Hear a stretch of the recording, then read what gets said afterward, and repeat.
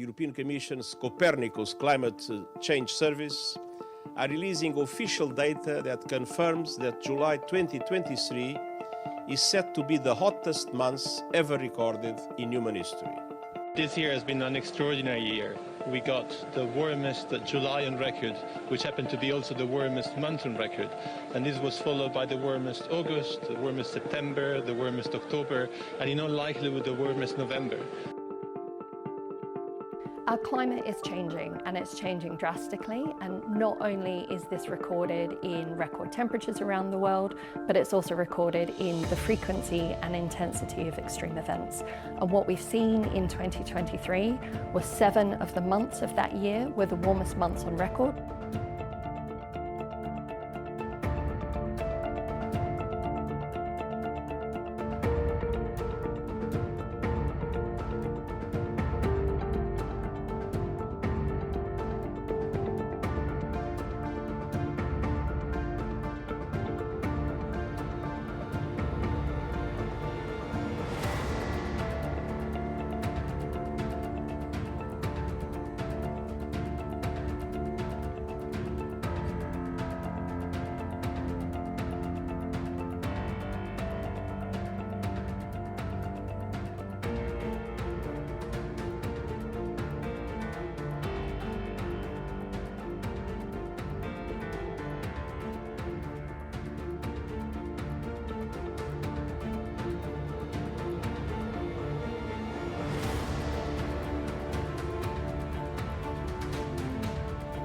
Sea ice extent was at its second lowest level on record for February, and sea ice concentration was lower than average in the areas shaded in red on the map around Western Siberia and Svalbard. Our society urgently needs to improve its ability to effectively use the information, knowledge and data that climate science and services such as Copernicus Climate Change Service openly and freely provide. Good afternoon, everyone.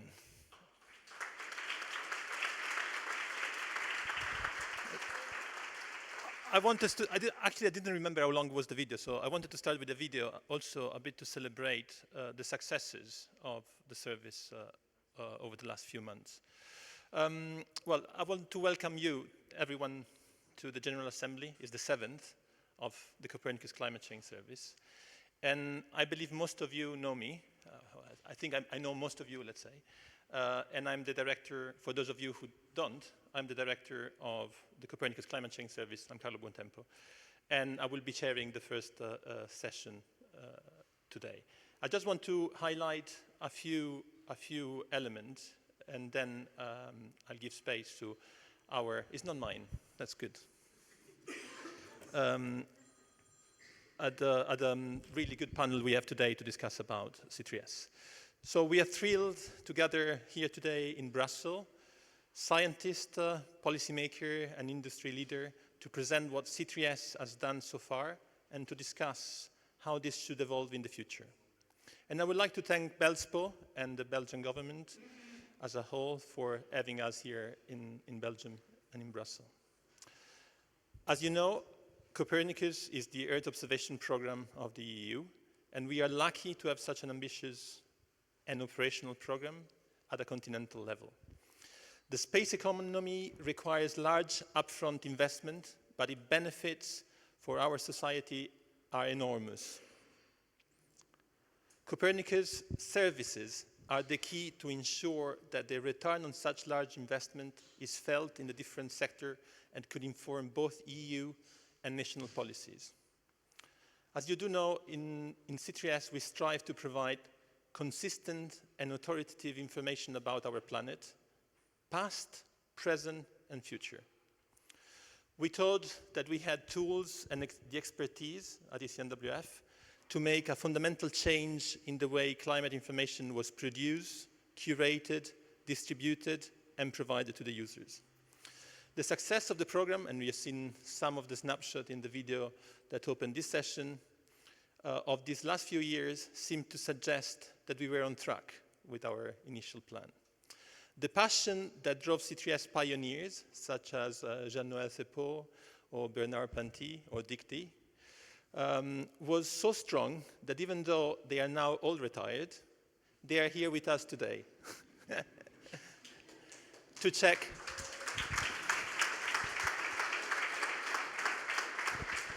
how their baby is doing. And I'm glad to say that such a passion is contagious, as today we keep pushing for the services they have originally dreamt of. Over the last 12 months, the UN Secretary General Antonio Guterres opened his speech twice with the information that C3S made available. One of the most visible parts of the program has been our climate monitoring product, such as the Global Highlights, the monthly bulletin, or the European State of the Climate Report, which now is produced jointly with the World Meteorological Organization. But these very much, and many of you know exactly that, represent only the tip of the iceberg. There is so much underpinning those reports and those visible output. While C3S has been entrusted to ECMWF, the program very much builds on the collective expertise that exists in Europe, both within the academia and among the many private companies operating in the space economy. On observation, we have seen the expansion on the number of variables that we can monitor and for which we can provide a climate data record for. Considering the large and to some extent surprising event of the last 12 months, and we discussed with some of you at length how extraordinary those months were, this capacity has proven vital in giving us a snapshot of what was occurring. This has been possible thanks to our ECV contractor and to the strategic relationship that we have developed with ESA, CCI in particular, and EUMETSAT. One of the good news of the last few months is that the UK rejoined the Copernicus family. On top of the personal pleasure of reestablishing connection and relationship with good old friends and colleagues, this is also give us also the possibility to kick off or to extend some of these activities, including the number of activities that we parked at the beginning of Copernicus 2. So that's really an exciting element, and among other things will allow us to enlarge the number of ECVs we operationally monitor. In the field of reanalysis, while operationally producing ERA 5 and serving some 200,000 users around the world, we have also, including actually the very large and rapidly expanding community of machine learning predictions, we have built the basis for the preparation of ERA 6, which will take advantage of the satellite reprocessing and the data rescue activities of the last few years. Great development have also taken place in the regional modeling and regional reanalysis, both for Europe and for the Arctic. Last year saw the occurrence of one of the strongest El Niño of the last decade. And despite the unusual character of the specific event, the multi-seasonal predictions of C3S provided good guidance about what was about to happen. Great progress has also been made on services based on climate projections, not only through an improved interface to the data, but also very much through the operationalization of the Climate Atlas, which IPCC Working Group 1 pioneered. Very significant development also took place with respect to the interface with other institutions, such as the FAO, EIB, IRENA, ENSOE, EA, and many, many, many others. In these cases, the effort went on the development of bespoke solution application to interrogate the data and generate value-added services. We are at a turning point for Europe and for the planet. Our role is to ensure that both policymakers and decision makers in Europe could base their decision on the best available evidence and science. This is one of the reasons why we are enhancing our national collaboration program so that each country in Europe could benefit even more directly from the data and tools Copernicus makes available. We are now starting the discussion with the Commission and with other services about the ambition for the next MFF. We'll certainly reflect on the element of the program, such as the data quality, the free and open data policy, the timeliness, or just being operational, which were instrumental for the success. But we are also keen to discuss with you all what are the key elements that we want to enhance and strengthen in the future. So I don't want really to speak for too long. It's just an introduction, and we have plenty of time in the next couple of days to get into the details. And also because we have a very prestigious panel of experts with us today. I just want to stress that whilst we have already achieved what a few years ago looked almost impossible, There are many challenges ahead waiting to be tackled. In this process, which has long as one key stepping stone in this GA, it is essential to understand how the context in which the service is operating is changing, and what are the new and emerging needs for our key user and stakeholder. This was the reason why we decided to kick off this GA with a panel of external independent experts. So without further ado, please let me introduce the first speaker, Mr. Thomas Dermien, as the Belgian State Secretary for Economic Recovery and Strategic Investment, and considering he oversees the science policy discussion, I can hardly imagine a more suitable speaker to start the event today. Mr. Dermien, the floor is yours.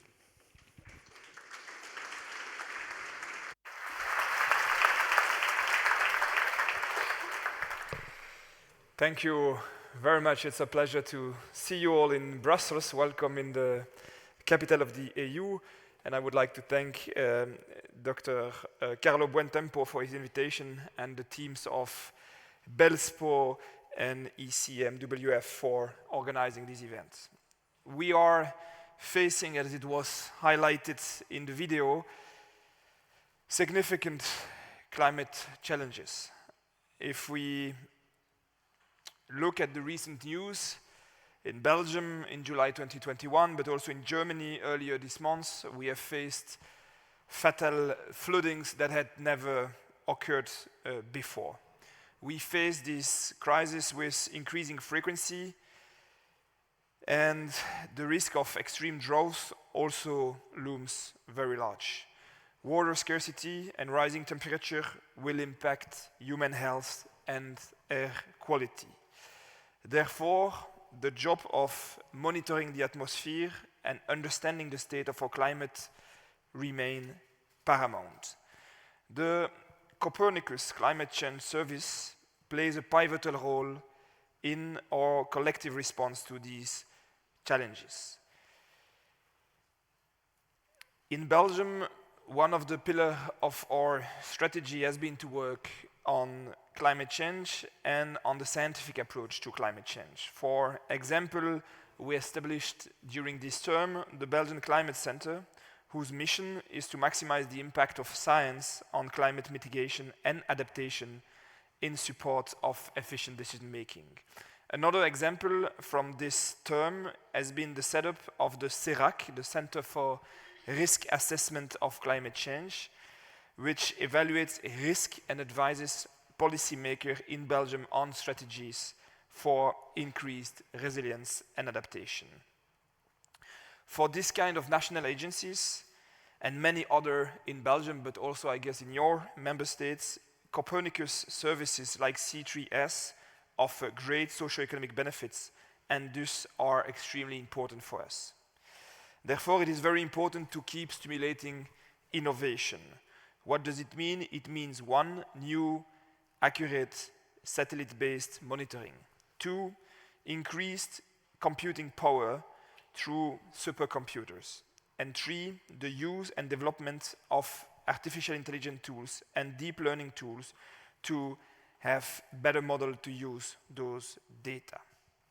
In Belgium, we try to contribute through our own financial means to these goals. For example, we have a very own and very strong expertise thanks to our National Earth Observation Program, STEREO, and its international collaboration with different partners such as ESA, EUMETSAT, and others, without forgetting, of course, our bilateral cooperation with other countries like France.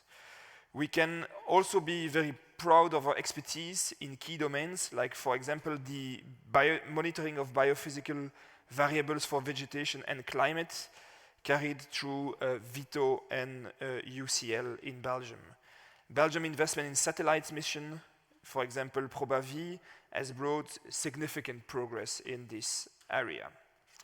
We are also funding the development of Altius satellite mission through the European Space Agency. The objective of Altius is to support services such as weather forecasting and to monitor long-term trends. The satellite launch is expected to be for 2026 in French Guiana. I don't know if it will depend on the success of Ariane 6, but I hope it will be a success anyway. And finally, I will also mention the Terrascope platform, which gives a free access to a variety of Earth observation data and services. Data from the various fields of expertise I have mentioned can therefore be consulted by anyone on this platform. The Terrascope has been recognized as the Belgian contribution to the Sentinel Collaboration Grounds segment. In conclusion, in Belgium we have assets to contribute strongly to the Copernicus Climate Change Services, but we should not forget to keep involving other key players, such as private sector. The collaboration between the scientific community and the private sector is essential, and I'm happy to see that a few tools, such as the national collaboration programs, have already been put in place to explore this type of collaboration. I will not end without a short political comment. For those who know me, you can see that the level of energy I have today is quite lower than usually. Is it the case? I see a few people laughing, so I guess it's the case. But indeed, in Belgium we had national elections 10 days ago, and the Green Party, but also the Social Democrat Party, which I'm representing, with a very strong climate policy agenda, collectively we have reached the lowest score we have reached in decades. And I was sitting there, looking at the graphs. I said, yeah, we have a big mess coming ahead of us. Many people will be impacted. It's going to be very tangible. And basically, we all sit in a room where we all have university degrees that allow us to understand the deep meaning of those graphs. And yet, in Belgium, and I guess it's the same, I follow closely French politics, people are voting against green policies. So what's going wrong? And we can always say that people are dumb, but that's not the case. We missed something. We failed. And for me, the big cause to this collective failure is that we are talking to each other. We are talking to people that understand the same language we speak. I was amazed to see that in Belgium, if you take just a simple graph with a y and an x-axis, so establishing correlation between elements, tendency, etc. In Belgium, one of the most educated countries in the world, you have 30% of the population only which is able to understand a simple graph with two axes. Are we speaking the right languages to move people on these key issues? My native language, if you don't have noticed it, is French. And in French, we use the word politique for everything. And French is a much more subtle language than any other language, especially English, except on one word. On one word, the word politique. In English, you make the difference between what's politics, the game of power, the game of playing with emotions, the game of speaking to the hearts and the guts of people, and the word policy. Policy is talking to educated people, making informed discussion based on relevant data. And those two questions, politics and policy, are fundamentally different. And what we must face now is that we failed to do the political job on climate change. We have a lot of experts talking to other experts, trying to convince people that are already convinced of the risk and the mitigation strategies towards climate change, but we failed to talk to the general public. I mean, the score of the Green parties is as low as it was 40 years ago when the Green Party was established in Belgium. In Belgium, people are voting massively against what we call a good move plan, which is a switch to, I would say, lower carbon intensity travel. In Belgium, we have this stupid law on company cars, where basically we have nearly 1 million of company cars in Belgium. So basically, it's a fuel subsidy for rich people to use their car. We were not able to abolish it. And so that's the final word I will have, and it's one of the final speech I will give as a State Secretary for Science Policy in Belgium. It's very good that we have experts talking to experts. But it's also part of our duty to talk to the general public, and I'm afraid it's not with better data, better satellite, better visualization that we will succeed in doing so. And that's one of my challenges for the years ahead, is to work on better communication and better politique in the noble sense of it, to bring the mass population with us in this challenge and not only the educated part of society. With this, thank you very much. Thank you.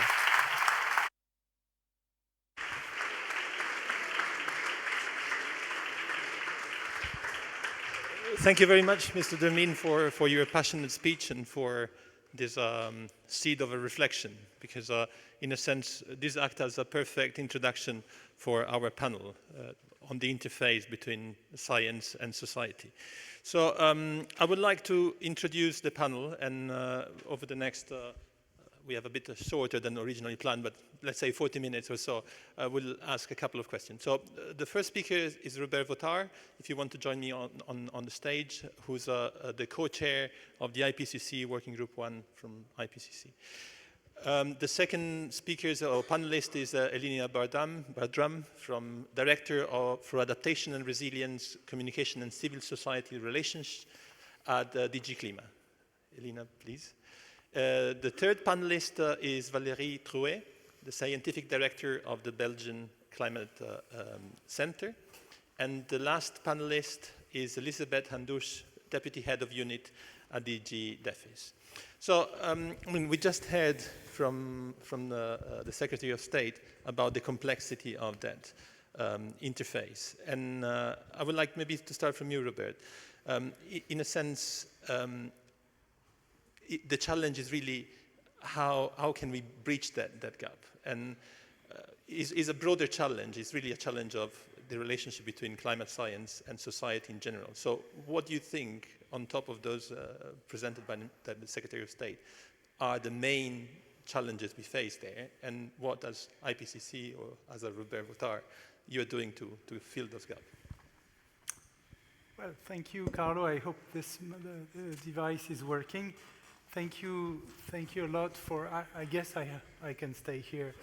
Thank you for inviting me here. This is very impressive, because I've always been rather on the other part of the room, and participating to C3S at the beginning, actually, in 2015, with some colleagues I met here.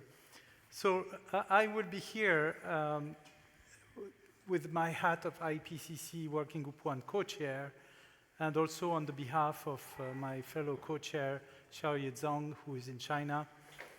And yeah, as you were saying, the science-society interface actually has changed a lot in 10 or even 20 years, or even in the last few years.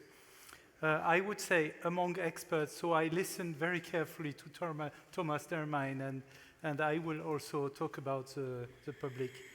But for the experts and for the professionals, I think it has changed a lot already, from a state where there was careful listening, trying to understand, to actually using data.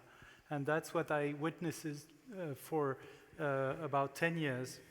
So some sectors have been in advance of this and have been using data actually before these 10 years, and actually for 30 years or more, or maybe 40 years.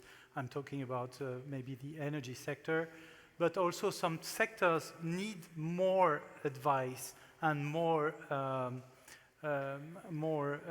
data and need to be accompanied with this. So in IPCC, what makes it different from IPCC and from C3S basically is that information from IPCC is key actually for the science policy interface at the global level because it is the most authoritative from science. We have to have consensus from authors. I've been witnessing in one chapter, if one sentence does not have the whole consensus, it must be left out or corrected. So it's above any individual, and I would say, I used to say that not any single sentence in our report has the mark of one person only. It's a bit frustrating when you are an author because you think you can have your sentence, but no, that's not working like that. It's mixed. So very importantly, IPCC gives high-level messages and high-level information, but also extremely robust. However, IPCC reports are not designed for being used for operations. This role is the role of climate services, C3S, for instance. IPCC has the role of being high-level and driving the understanding, the common understanding, the agreed, the consensus understanding of what happens in the Earth system and in also in the technologies. So in a sense, IPCC must serve as a guiding thread for climate services such as C3S, but not replace it. Regarding the science society interface with public, we've heard this. I think there is a lot of consciousness. However, it's not because people are not voting for this or that party that they are not conscious. I see many, many, many people conscious. But I think the climate information remains too high level. It talks too much to experts, so that has been said, but it also remains a little bit too high level and needs to be developed in a more concrete world, daily life. Efforts such as extreme event attribution, for instance, are very important as they link the news, what happens today, with the theory and what we have at the global context of climate change. Other representations like not only attribution, but what we usually now call storylines is extremely important because we develop a story of what could happen in certain situations, and that could bring also a lot of the culture of the risk management, of the risk preparation. So that's very important because today climate change and things are often considered as binary. Yes, you believe it or not, something is happening, it's coming from climate change or not. No, climate change is the question of risk, and I just want to cite one example that we did with the city of Paris, where the city of Paris was doing an exercise of 50 degrees Celsius happening in the city. So we were asked to answer whether it was probable, likely, or when was it likely. We found, for instance, interestingly, that no models make a 50 degree in Paris below 2 degrees Celsius as global warming. So that's an interesting message. So we have to strengthen communication tools towards the public and make these tools rooted in the reality and in the daily life. So I think that's my main message. Excellent. Thank you. Thank you, Robert. And actually, we haven't rehearsed this or discussed this, but your point fit very nicely with our next panelist, because Elina, one of the things you have been leading on, and actually we were discussing last time I was at Klima, how to change the narrative about climate. And one of the elements that you really drove on was this EU climate risk assessment. So how do you see those challenges of the policy, science policy interface? Thanks very much, Carlo, for that question, and thanks for having DG Klima here today. I think we have in the Commission a long-standing tradition of pursuing science-based policies, so that the kind of deep relationship between science and policy is there. But it's true that the societal angle, how do you get those messages also translated or popularized, socialized, if you like, with the broader public, remains a challenge. You know, how do we move from kind of policies to actions, and do those actions in a way that empowers people, reassures people, and is not seen as a hindrance or a limitation. So maybe just over the past few years, what we've seen is a lot of rising consciousness among the general public about the IPCC, about the different reports that have come up, but also about data, like observation, anecdotal experience, as the frequency and intensity of weather phenomena has increased. So if I look at what the State Secretary was saying, and I find it very heartening, his intervention, and I find it very sobering as well, I would not agree with it to the extent that green policies have failed or that we have somehow lost the public. But the geopolitical realities have meant that there have been more pressing and urgently felt priorities, such as the war on Ukraine, such as the energy crisis, cost of living crisis, and the COVID crisis, not to mention a few. And in those contexts, we have been forced to pursue policies in a very, very fast pace. And sometimes the society may have felt that they were not keeping up with that pace, that they were left behind.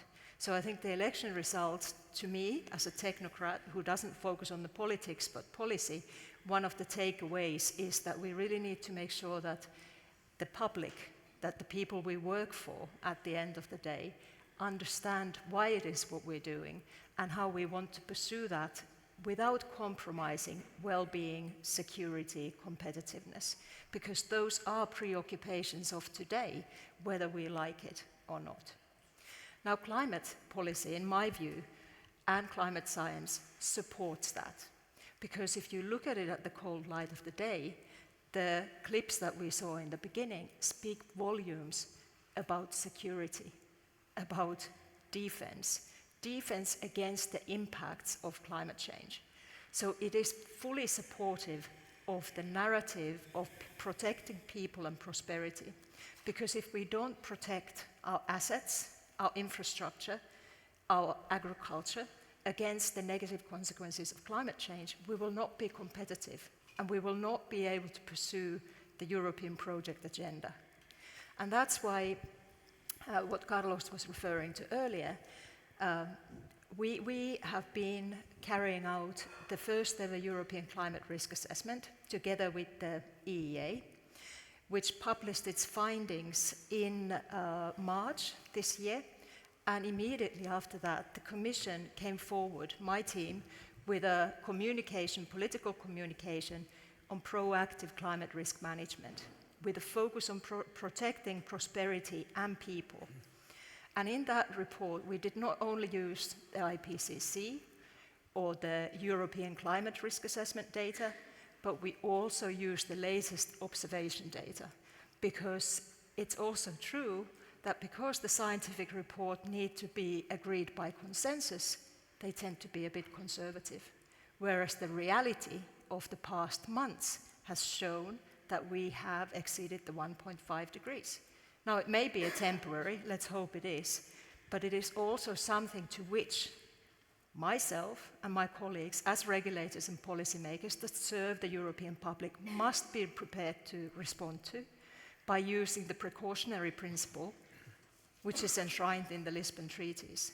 So in the next mandate, we will be looking to put forward priorities that are aligned with being better prepared and proactively prepared for the climate impacts and risks. And here I think we will be relying on association and intensified cooperation with Copernicus and with the member state scientific bodies, so that we can really make sure that our policies are understood in the context of the full threat landscape that we do face in EU. Thanks. Thank you, Lina. Thank you very much.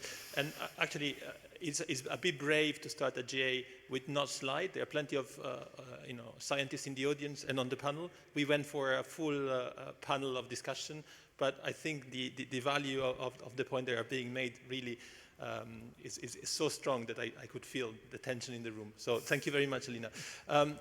Moving to the next panelist, Valerie, you're leading one of the youngest climate center in Europe. So how do you see, from a national perspective, this challenge of policy-science interface, and what do you think the major challenges are there?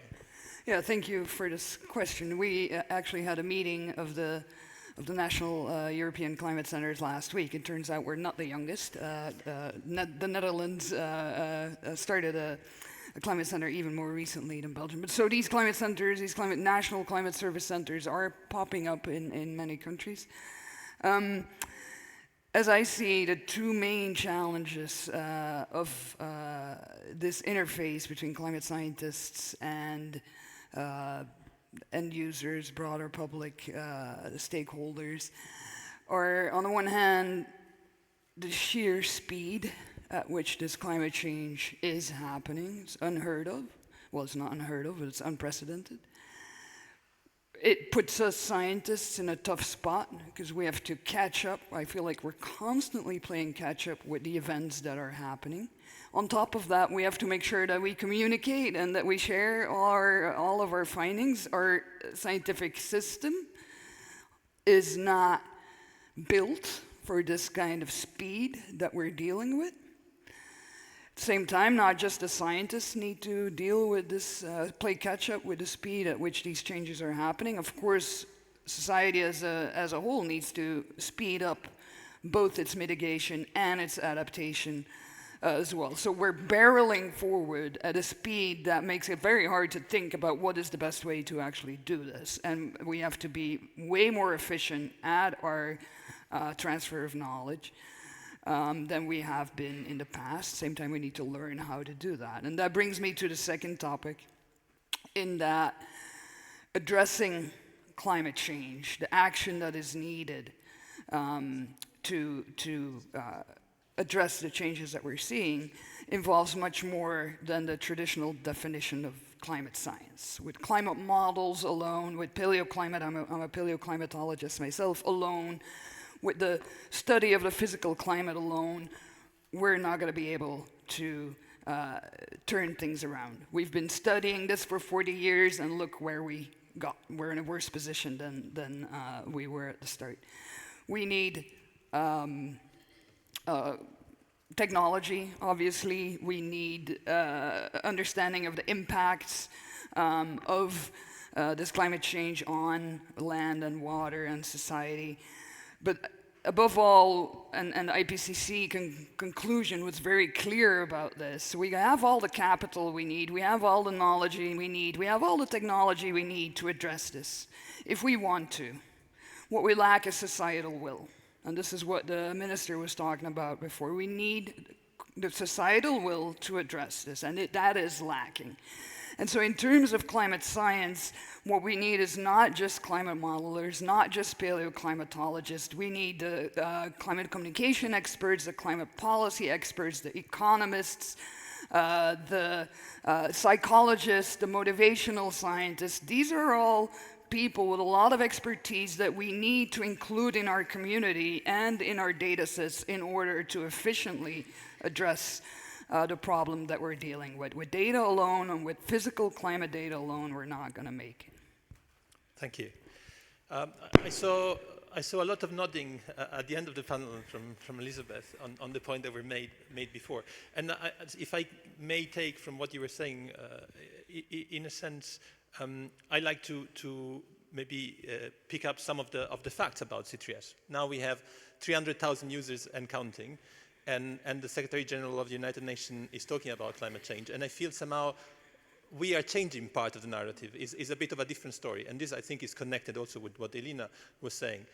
When we talk about climate, it's not just about climate change and we are doom and gloom narrative. It's about energy efficiency, it's about security, it's about the landscape of activity. So from your perspective, Elizabeth, how do you see those challenges of the interface between policy and science within the Commission? Yes, thanks, Carlo, and good afternoon, everyone. So the interface between climate science and society evolved a lot. We have much more climate information available, also thanks to Copernicus, and I think we have a much deeper understanding of climate change in society. I think we can say it has become more difficult to deny it. But I think the main challenge is that even though we have a higher understanding and generally a higher acceptance, we don't see that this translates into actions. We have seen this in the election results, at least partly. We also see this in this notion of climate crisis that gained a lot in importance recently, but is now a bit less at the forefront. So the challenge will be, how do we people that understand, or that even if they don't know the scientific details, but that have in their minds, okay, there is climate change, to make sure that this leads to an action. The second challenge that I see is that today we are much more aware about complexity and interrelation of this. With this, I mean climate variables themselves. How do they interrelate with each other? I'm thinking about temperature, for example. Not enough to look at temperature, but we need to look at heat stress in order to understand what it means for people. But I'm also thinking about how it interrelates across different areas, for different geographic regions, for areas of our lives, and how it cuts across economic sectors. So for the interface between climate change and society, we need to enlarge the circle a lot, and we need to become much more interdisciplinary. And I think that the third challenge is that we have different adversaries.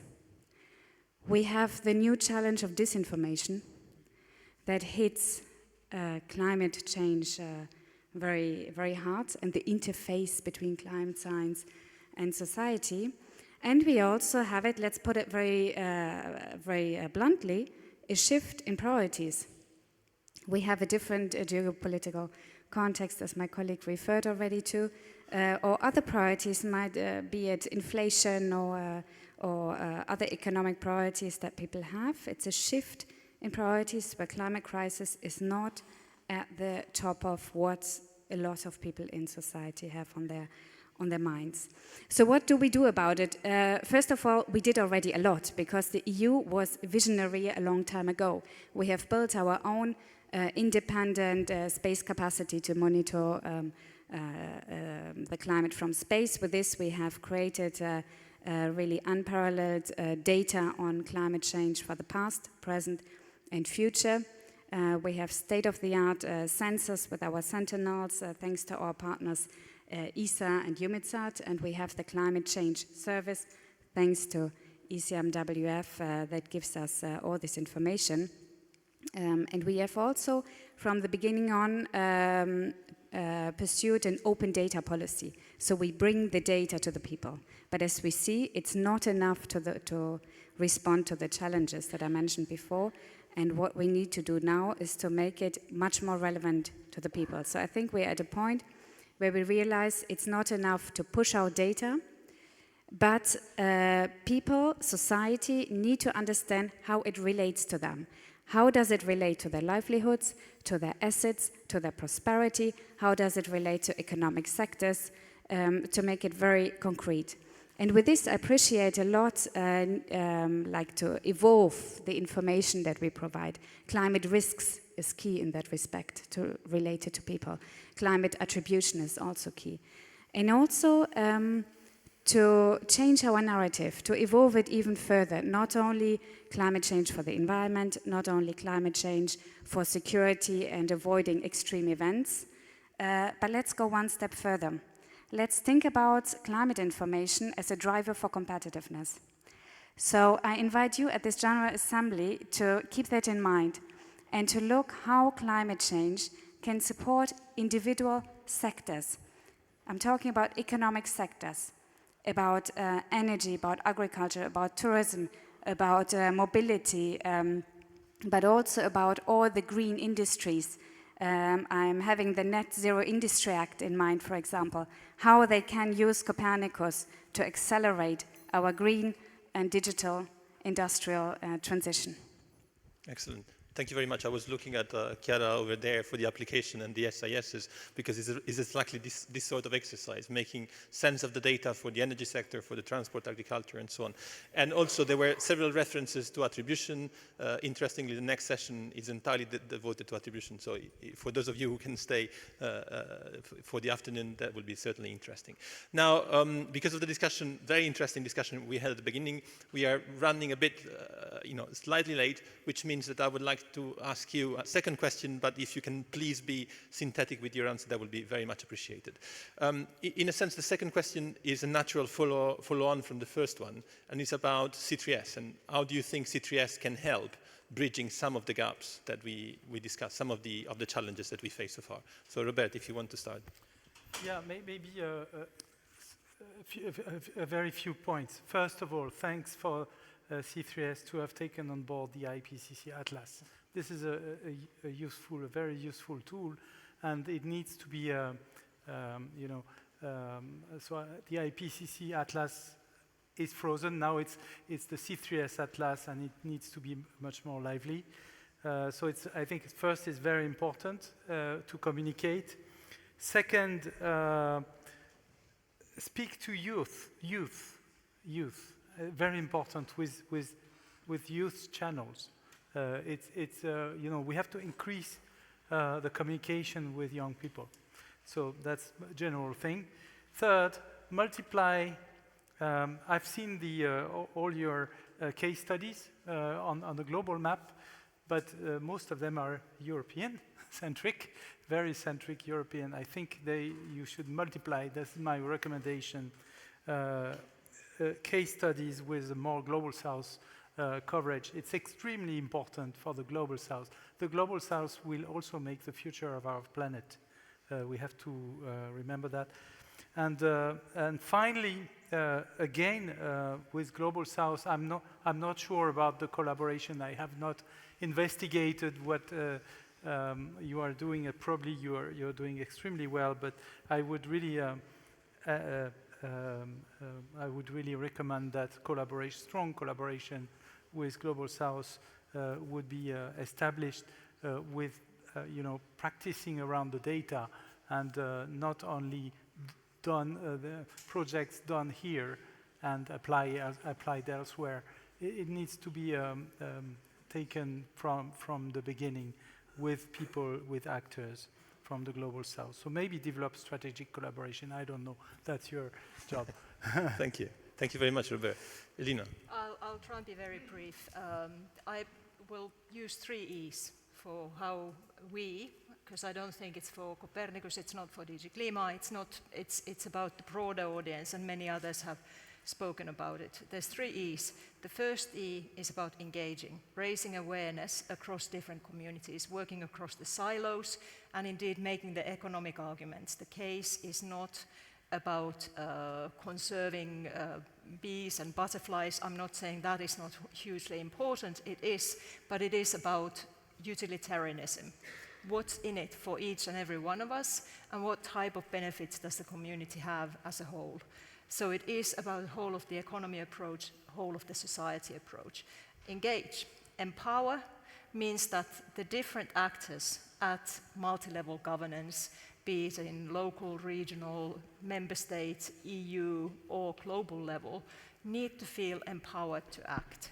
So that comes from having the consciousness, but also making sure that things are not only driven top-down, but that there is a bottom-up process, that there is a real impact and influence. And the third E that I would reflect for all of us, for our working system, is to equip. So it's not necessarily that we're lacking data or information, it's about accessing it. It's about being able to use a terminology and set of tools that allows different levels of decision makers, but also businesses, to anticipate climate risk, to prepare for the risk, and to take the necessary measures. So 3 E's, and a final thought, it's going to be very, very important that in the years to come, when the risks will further intensify and the impacts will become more frequent, that adaptation or risk management is not seen as an alternative to mitigation, because there are de facto physical limits to how much the society can adapt. So we need to pursue policies on both angles. Thanks. Thank you, Rina. What she said in the end.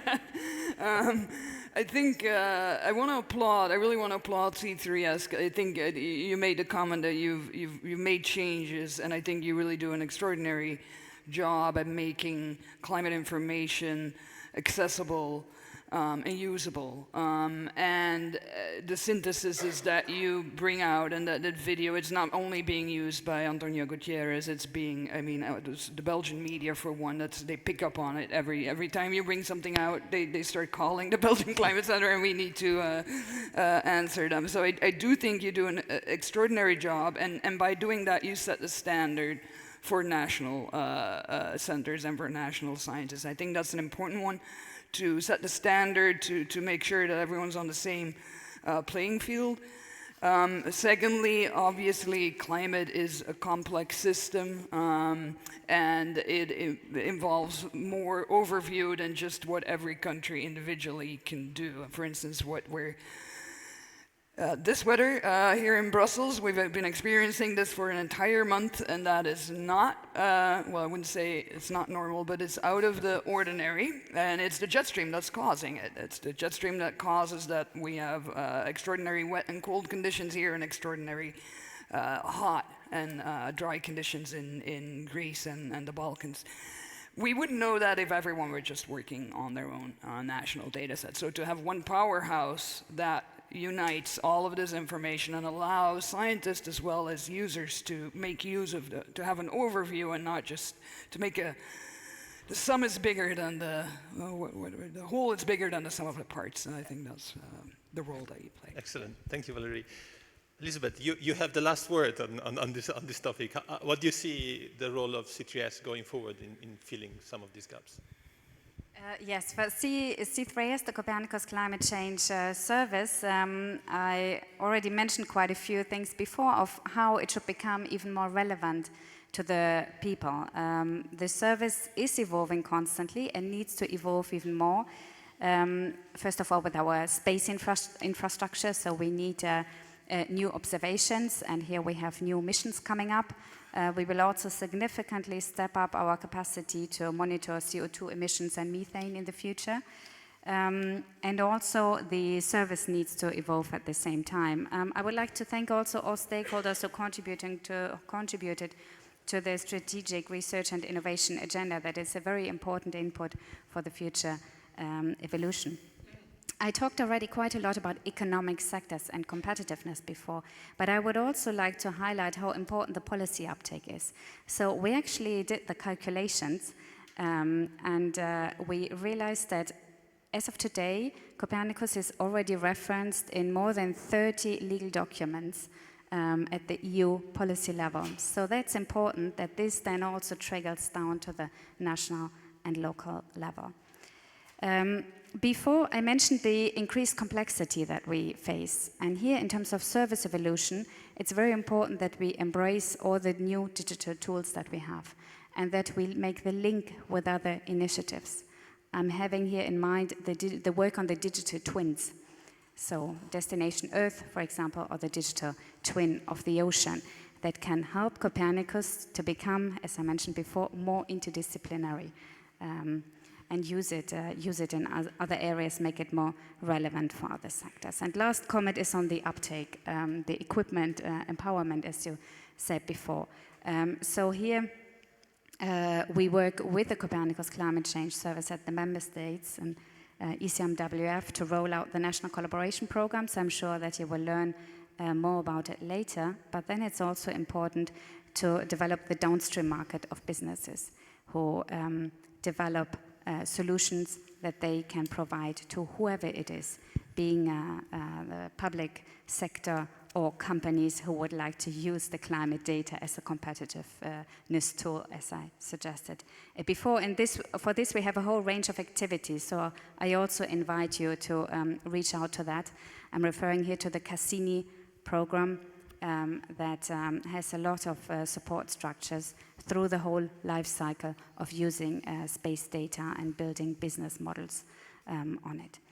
So I just want to finish with the last word, and this is how important this General Assembly is, because Copernicus is a user-driven program.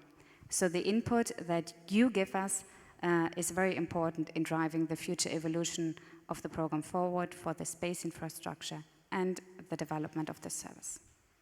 Thank you very much, Elizabeth. And before asking you to join me to thank all the panelists, I just want to give a very, very quick overview of what's happening here in the next few days. So today, after this panel, we'll discuss about attribution. Tomorrow morning, we'll discuss about observation and reanalysis. Tomorrow afternoon will be a matter of projections and predictions.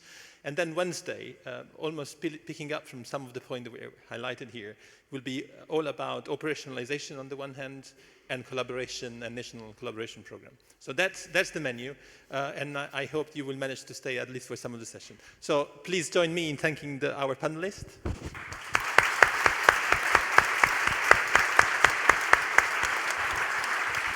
Thank you very much. And I leave the floor to Julien Nicolas, who will be chairing the next session.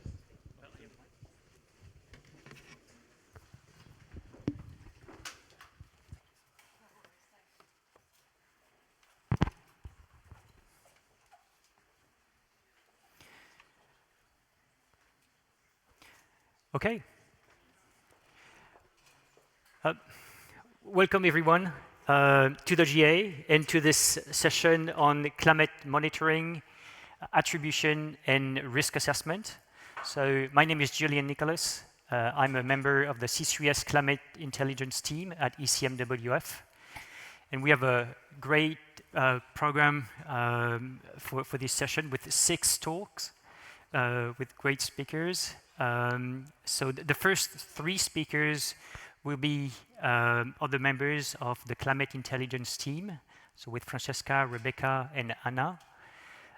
And the next 3 talks will be given by invited speakers, and will focus on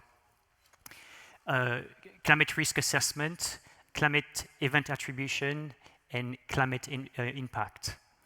So our first speaker is Francesca Guglielmo. So Francesca is a climate scientist, as I said, with the Climate Intelligence team. She's involved in various climate monitoring activity that we do within the team, such as the monthly climate bulletin and the European State of the Climate report that you will hear in the following talk. She was the one leading the Global Climate Highlight 2023 report that we published earlier this year. So, and this will be the focus on our talk. Francesca, the floor is yours. Yeah. Can you hear me? Good afternoon, everybody. So I'm presenting on behalf of the Climate Intelligence team the C3S Global Climate Highlights report, which is a timely, comprehensive, yet concise and high-level type of report. We publish in early January, typically before other international institutions publish their climate update early in the year. We address members of the press, policymakers, met agencies at national and local level, as well as the general public.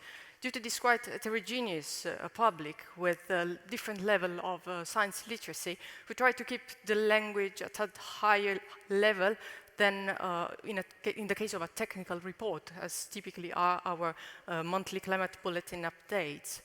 The report covers the past year in terms of globe, Europe, the poles, but also offers long-term context when it comes to temperature and greenhouse gases, and builds up on content which is produced across the various climate intelligence offers throughout the year, with adding some additional content where possible.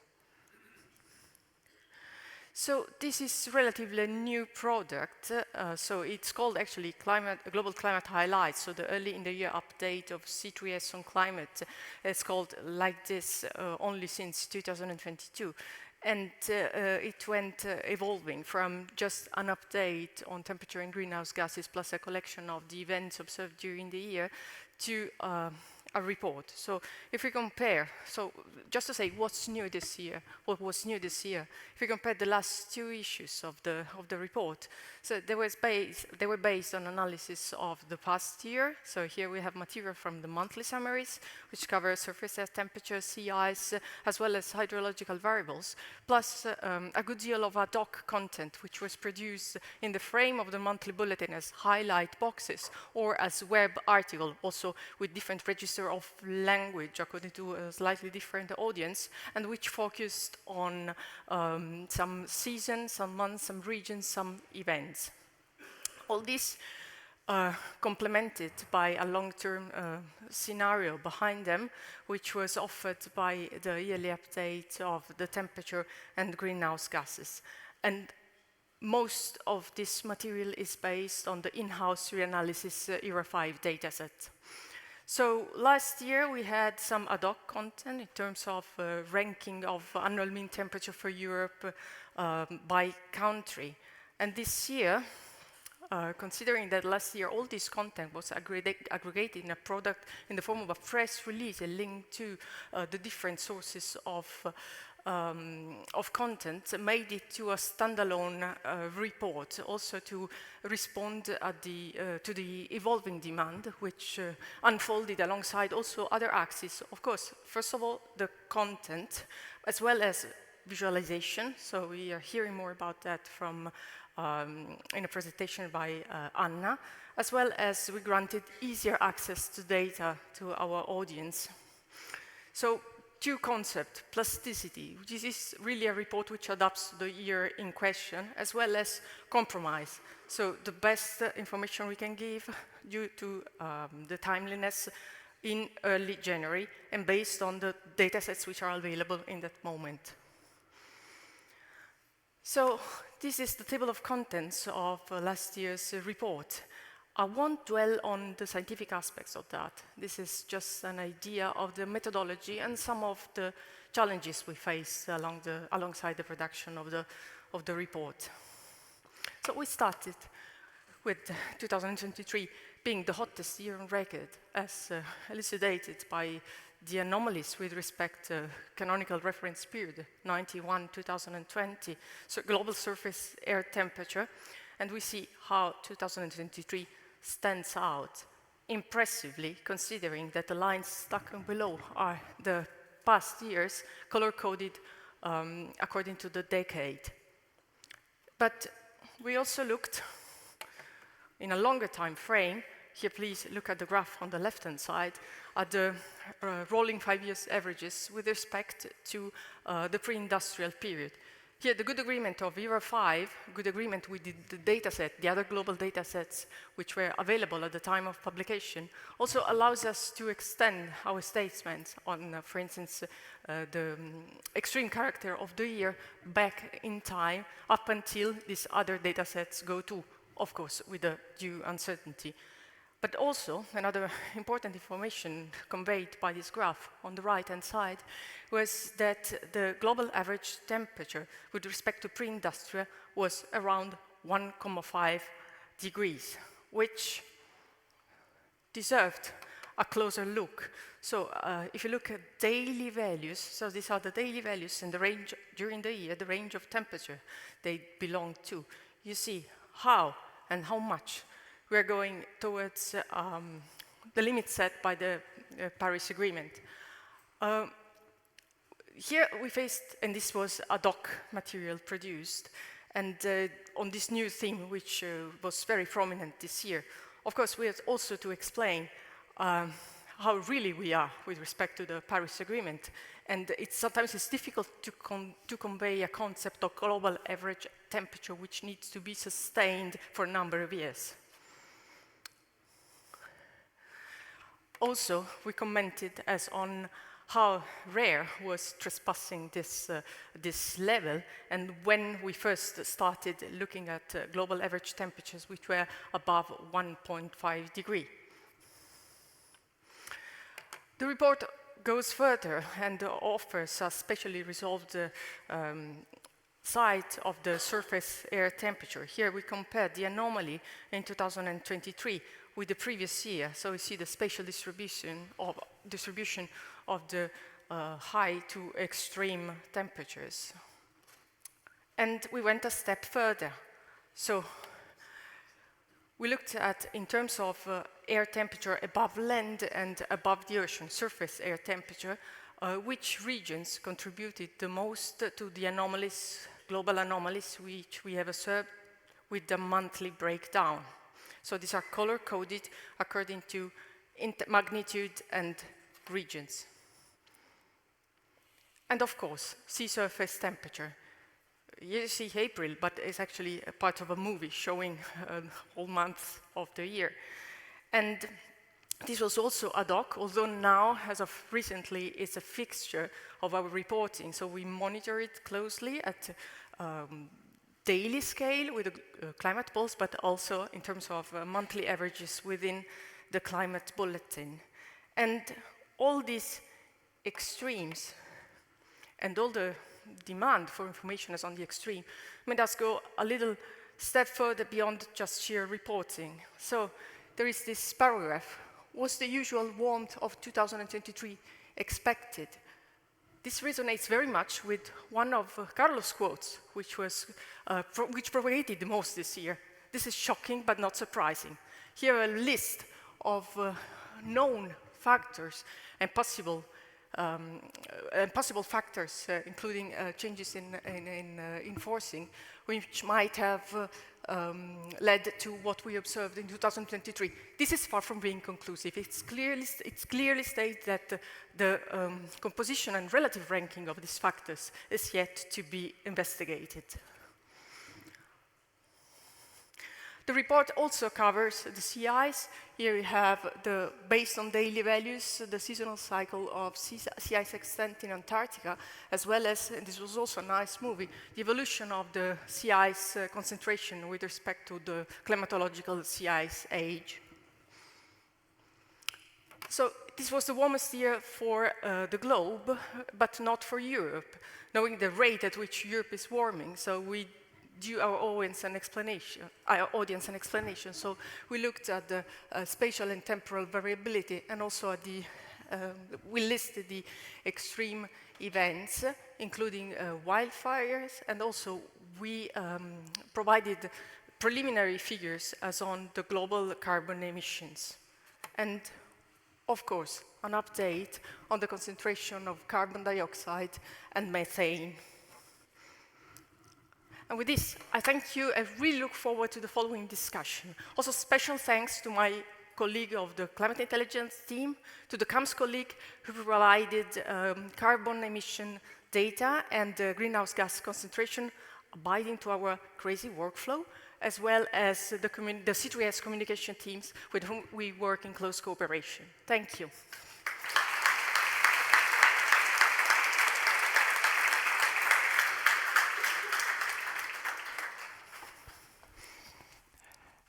Thank you, Francesca. Just before the next talk, just something I forgot to mention at the beginning. So a few housekeeping notes. There will be a panel discussion at the end. If there's a very quick question, we can take it now. Otherwise, we keep the questions for the end. So there will be like a 15-20 minutes panel discussions. And each talk will last about 10 minutes. So our next speaker is Rebecca Emerton. Rebecca is a member of the Climate Intelligence team also. She works on both climate monitoring, but also on the evaluation diagnostics of operational forecast from ECMWF. And in particular, she was the coordinator of the 2022 and 2023 edition of the European State of the Climate Report. And she's going to talk about the last editions, about 2023, that we published in April. Rebecca? The floor is yours. Round of applause.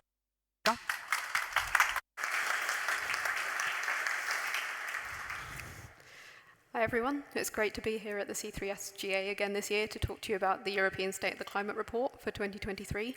Many of you here will probably be familiar with the European State of the Climate Report, but for those who aren't, as Julian mentioned, we've just published the latest edition of the report on the 22nd of April, so just a few weeks ago.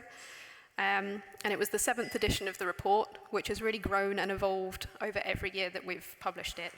And as Carlo mentioned earlier, for the first time this year, it was the first time that we've collaborated with the WMO to produce the European State of the Climate Report. Of course, the WMO produced their well-known global and regional State of the Climate reports, and it was fantastic to collaborate with them this year for the European report to produce one single comprehensive report for Europe. So today I'll give you a quick overview of what State of the Climate is, some of the new things we introduced this year, and some of the key highlights. So the State of the Climate Report is a web-based report. So if you were to head to the website at the top, you'll find all of the contents of the report within this web page, and you can see how it looks here in the screen recording. So you can click on any of these icons to find out more about a whole range of variables across the Earth system, from temperature and heat stress to wildfires, to renewable energy, to hydrological variables, and many, many more, covering Europe, the Arctic, and a short global overview. And in addition to all of the web-based chapters and information, we also produce a beautiful summary of the report as a PDF containing a short summary of each of the variables and infographics on our spotlight sections and other key information. You can also find this PDF on the website. And so the report as a whole is really aimed at a very broad audience. So it's important for us to make the information as accessible as possible. So it's really aimed to inform policymakers and decision makers about the evolution of the climate in Europe. It's aiming to support scientific research and to raise public awareness. And I think it plays an important role in climate monitoring and international reporting. It's a great example of collaboration across Europe. So while I'm giving an overview of the report contents, I wanted to highlight a few of the new things that we introduced for the 2023 report. And I mentioned already a lot of the topics that we cover each year, but we also have spotlight sections for which the topics change each year, depending on the key events of the year before. So this year we covered flooding and some of the very large flood events that we saw across Europe in 2023. And we covered the very contrasting conditions that we saw from month to month and across the continent during the summer of 2023. So as well as our regular reporting, one of the key new features that you'll find in the 2023 report is the climate policy and action sections, which are a direct result of the collaboration with the WMO for this report. So for the past couple of years in the WMO's report, they've included these climate policy and action sections, and the topic changes each year. So in the 2022 report, you would have found sections on renewable energy, and in 2023, the focus was on health-related topics. So we have sections on extreme weather and human health, with a focus on heat, and on climate resilience in the health sector, looking at the provision of climate services and adaptation options. And I think these have been a really interesting addition to the report, so I definitely recommend giving them a read in addition to all the climate variable focus parts, if you haven't already. Also for 2023, we added a brand new climate indicator. So we were really pleased to have a brand new ocean heat content as one of our long-term climate indicators that you'll also find summarized in the European State of the Climate. Also, as part of the collaboration with the WMO, you'll find that for many of the chapters and figures in the report, there are multiple versions of each figure, covering our standard C3S climate monitoring domain for Europe, and also the larger WMO Region 6 domain for Europe. And I think a great new feature that we added this year, which was a huge amount of work, so thank you to everyone involved, but has been really useful, was that you can now click on this button in the top right-hand side of almost every single figure in the report, and within 2 clicks, you can easily download the process data that is shown in the figure. So this was a huge new feature we added this year to increase the usability of the data and to provide even more open access data as part of the State of the Climate. And one of my favorite new features for 2023 is also the use of interactive charts throughout the website and an updated design, which Anna will talk about in the next talk. And those of you familiar with the last couple of years' reports may remember that we provided maps of some of the key events that had occurred around Europe during the year. And for 2023, we really took this a big step further, and we've launched an interactive website dedicated to these key events. So from this map, you can click on any of these key events to find out more information about them. The map and the information included for each event was compiled in collaboration with the WMO Regional Climate Centre.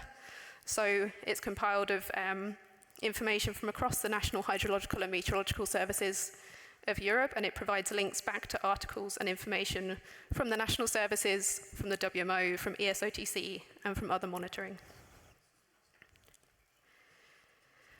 And this report really is a huge wealth of information, and that's thanks to the 110 contributors from around 50 organisations who between us have analysed 58 data sets for this report, producing around 200 charts alongside infographics and videos. The report is about 80,000 words across all of the chapters, sections, and the summary. And past what maybe some of our contributors see after we've pestered you about some of the earlier deadlines is the huge amount of additional work that goes into producing the infographics, the PDF, the media briefing, the launch event press releases, the story maps, social media campaigns, other articles, and all of the interviews.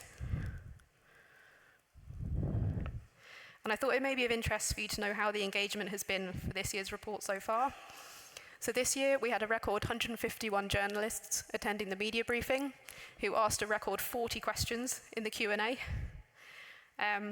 We also had about 200 attendees to our hybrid launch event that took place on the 22nd of April at the WMO headquarters in Geneva.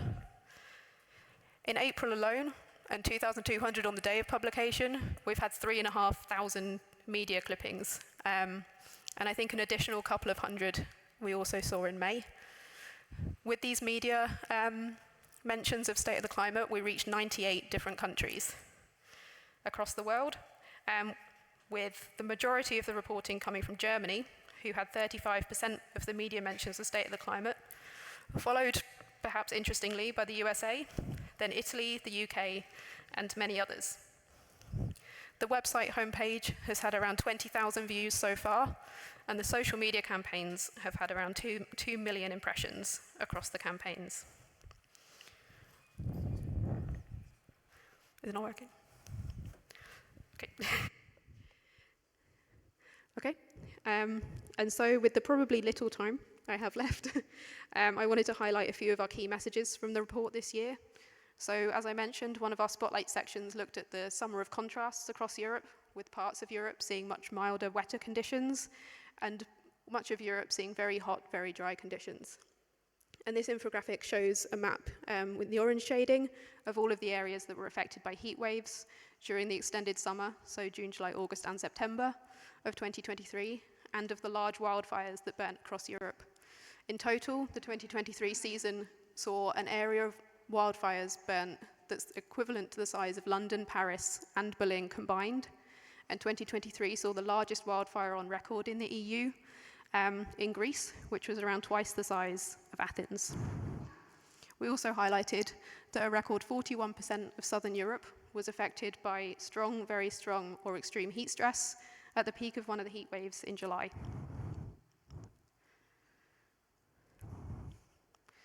So again, in 2023, we also featured an infographic on glaciers, as unfortunately the Alps saw another exceptional year of glacier loss following the record-breaking loss of ice in 2022. Last year, all European regions saw a net lot of ice, and the last 2 years combined, glaciers in the Alps have lost around 10% of their remaining volume. The other spotlight section that I mentioned was focusing on flooding, as in 2023, a third of rivers exceeded the high flood threshold, and flooding affected around 1.6 million people around Europe. And one of the statistics that's really been highlighted this year is from the climate policy and action sections, and that's that heat-related mortality in Europe has increased by around 30% in the last 20 years, and heat-related deaths are estimated to have increased in almost all of the European regions that are monitored. So that's all I have time for today. But thank you to everyone for listening. Thank you to everyone who has been involved in State of the Climate, and I look forward to working with you again on the 2024 report. If you'd like to come and talk to us about State of the Climate, we don't have a dedicated side event, but do come and find me or the editorial team. We'll also be here on Thursday for a drop-in session. And if you have time during the breaks, please do help us by answering some questions about the report. Thank you.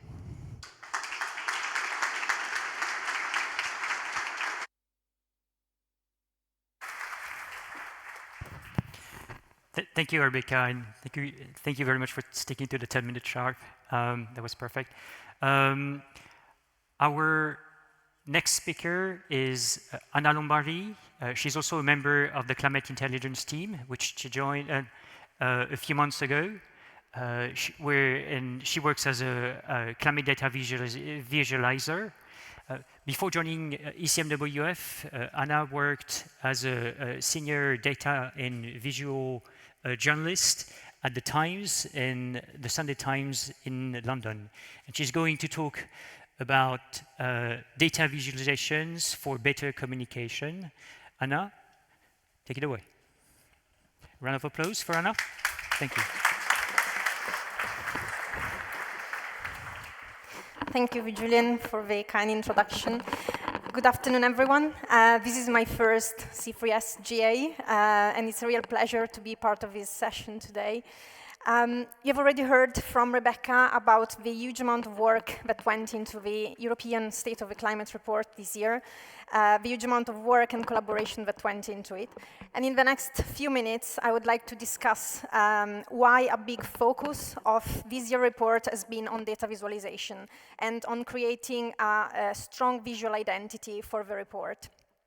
So let me start from a question: why focusing on data visualization? So science tells us that our brains are able to understand and interpret information more easily when it is presented visually. And the reason lies in how our brains are wired to process information. Basically, they are able to process visual information as quickly as 13 milliseconds, which is actually 60,000 times faster than text-based information. So it has the power of stick in your mind. It engages multiple areas of your brain as well, so the visual cortex as well as the language process center. So it makes it more memorable and easier to recall. And this is why it's a powerful tool to grab people's attention. It's memorable, more memorable than text.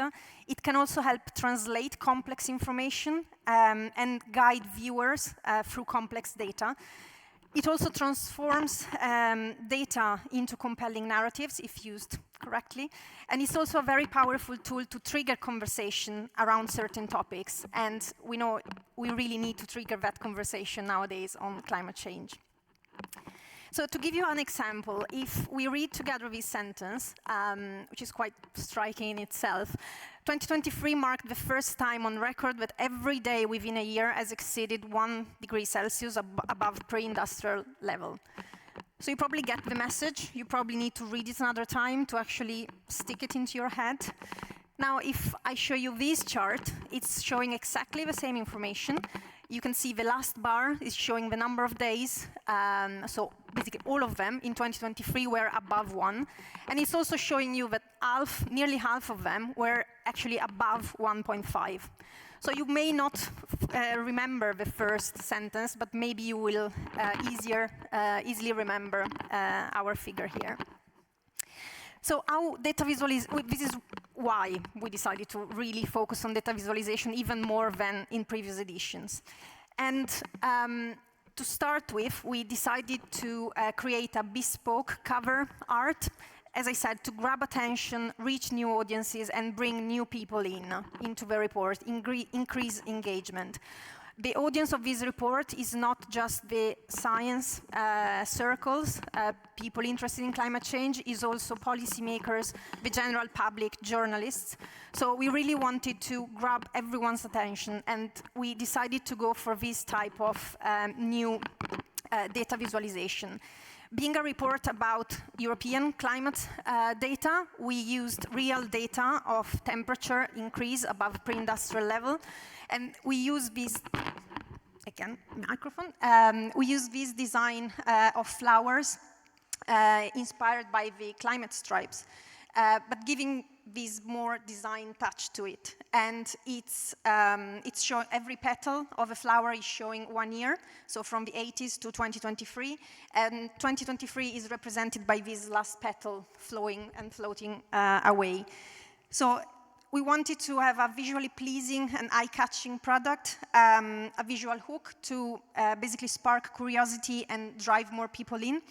And this design, so being based on real data, it also aims to convey a sense of our warming climate, of course, but also fragility of our ecosystem, uncertainty for the future, and also a sense of urgency. Starting from the color of the cover art, we also decided to give a fresh and consistent visual identity across the report. We redesigned the main landing page, as Rebecca showed you earlier, and we redesigned all the logos for every section. We also defined very clear style guidelines for every chart and graphic that went into the report early on in the process. And this meant that we had a cohesive identity throughout the report, unique identity with a recognizable and cohesive pattern across. We realized over 200 charts and maps that went into the report, and here is just a few examples to give you a sense of the uniform style that was taken across all of them. We also spent quite a lot of time to make sure that every chart was a standalone responsive object, because very often these charts are taken outside of the report or their initial context and used in social media, through the media, and we really want for the message to be clear and embedded in each chart. So to give you another example, this was one of the charts that we started from. It was a chart already published back in October, and there is a lot of information. It's showing heat waves in Europe from the 1950s to 2023, and it's ranking them in some sort of way. So what we wanted to do here was to take all the information that is actually provided, but actually focus our user attention to one key message.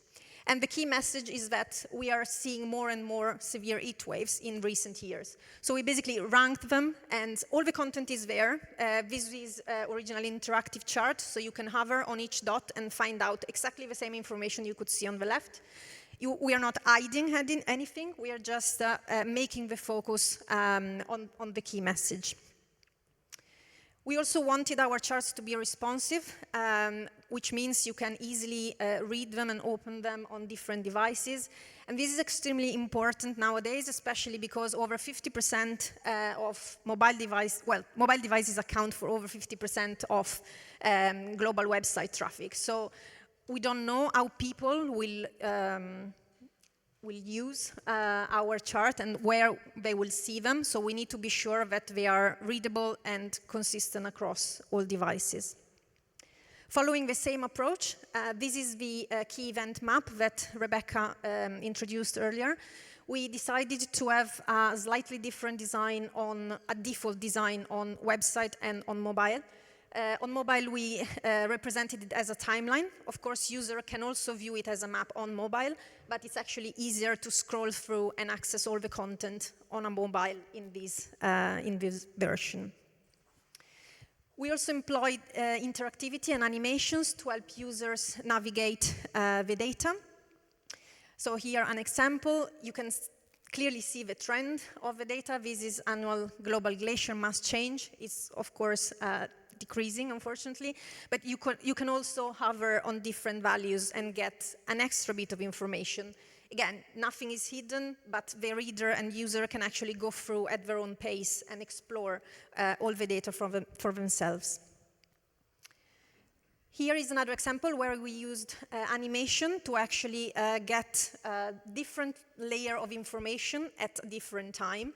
to the user. So this is temperature. Again, it's showing heat waves in 2023 summer, and colors and patterns show different months. So June, July, August, and September. And what we did was basically break it down into an animation where you can actually see each month differently. Again, it's the same information. It's easier to read, even outside the report context. So if you share this on social media, probably you don't need any extra text or any extra context to actually get your message through. And finally, we optimized accessibility, and we tried to simplify navigation as well.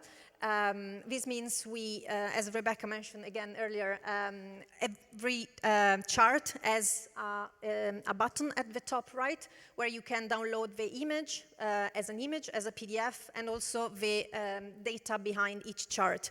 So again, to improve transparency and get the user to really know what is going on behind each graphic that we're showing.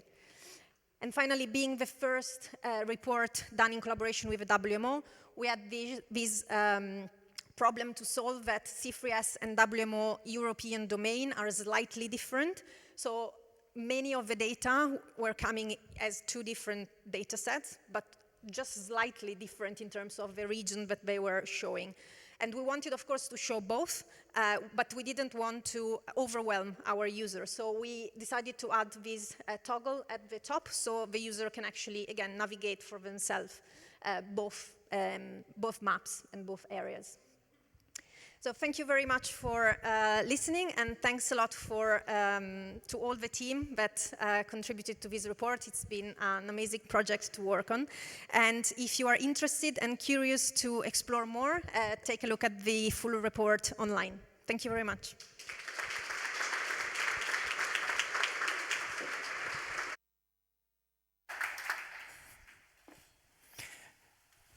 Thank you, Anna, and thank you for keeping the time. That was 10 minutes sharp. And just a quick note about what Anna has done. She is conducting a survey about data visualization among a broad community of scientists, including staff at ECMWF. There will be a QR code and a link at the end in the slide that will be shown during the Q&A. So you can, it's just 4 questions, so very quickly to answer.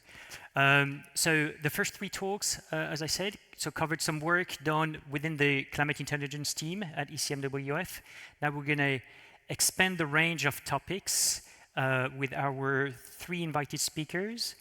So the first topic will be on climate risk assessment, and it will be given by Julie Berkmans.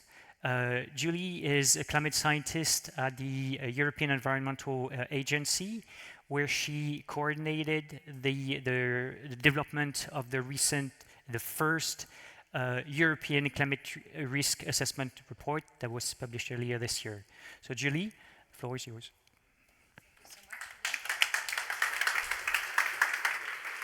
Thank you so much. Good afternoon, everyone. I hope you can hear me well.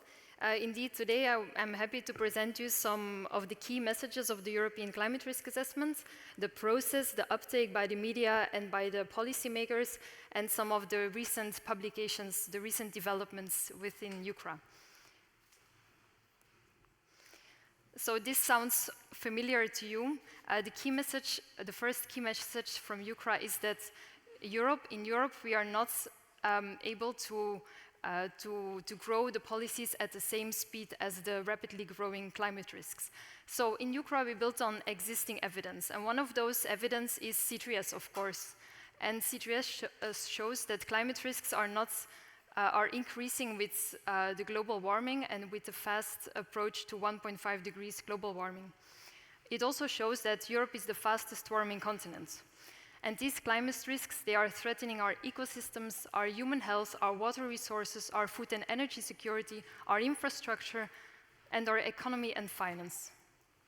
Now, another key message from UCRA is that climate risks, they are a combination of climate-related hazards on the one side and non-climatic risk drivers on the other side. So, climate-related hazards, heat waves, prolonged droughts, water scarcity, and on the other hand, we have poor infrastructure, we have aging population, and they work together to create climate risks. those climate risks, they can impact our whole societies, and especially vulnerable groups are at risk here.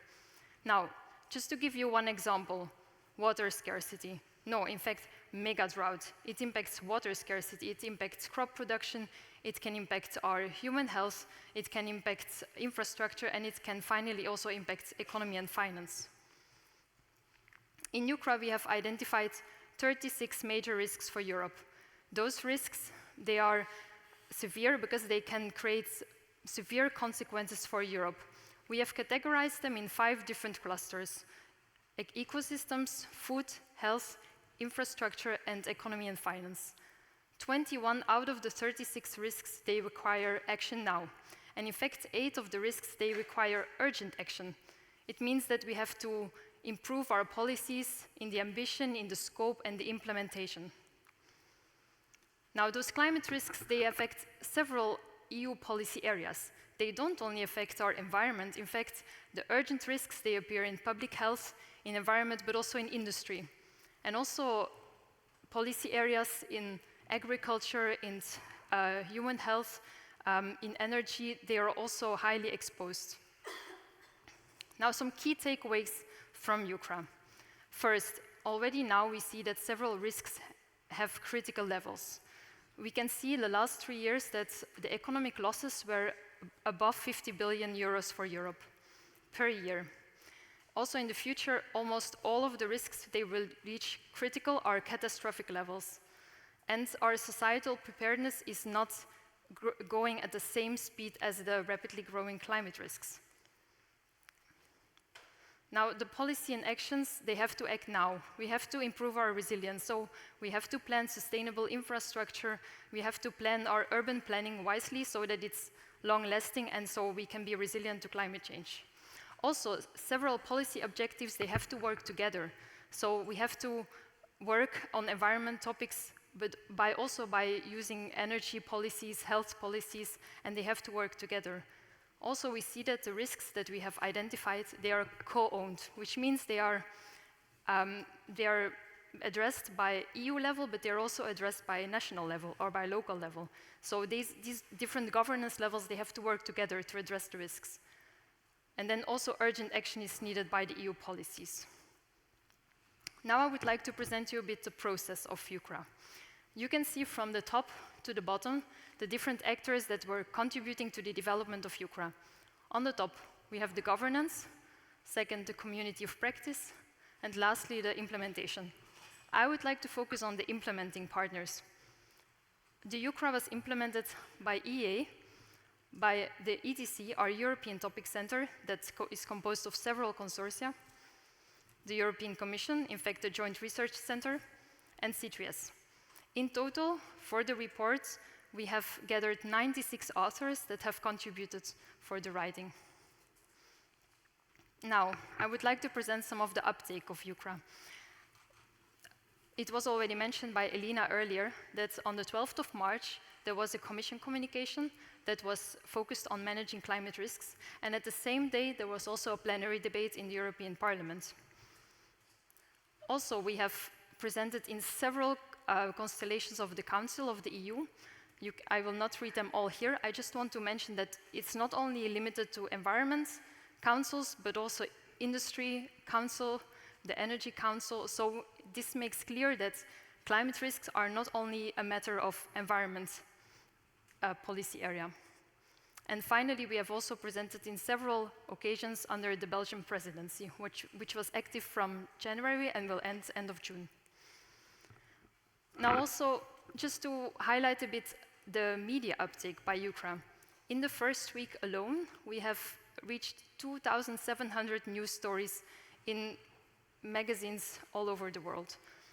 There was a lot of media coverage by European media, which includes The Guardian, Politico, Euronews, but there was also a lot of coverage in national uptake throughout Europe, but also wider, so abroad, so outside Europe, there was also coverage of UCRA. And just to compare, at EEA we have the flagship report, which is called the SOER, and in 2020 the SOER had this new edition, and in the first week after publishing the SOER, there were about 2,500 news stories. So it is comparable to this flagship report of EA. Also, we had a lot of social media uptake. On LinkedIn, we had about 50,000 impressions in the first week, and on X, we had 75,000 impressions. The EA website hosts the publication of UCRA, and since 11th of March, since we published until 11th of June, we've had over 80,000 visits to the publication page. Now, I would like to give some updates on the recently updated UCRA page on Climate Adapt. Climate Adapt is our central platform at the EA in the Climate Adaptation Group, where we host all relevant data and knowledge about climate adaptation in Europe. On Climate Adapt, you can find the UCRA page, which has the links to the UCRA report, the press release, also promotional video, Q&As, and also the recently published interactive viewers. Those interactive viewers, they give you information and data from the report in a more engaging, interactive way.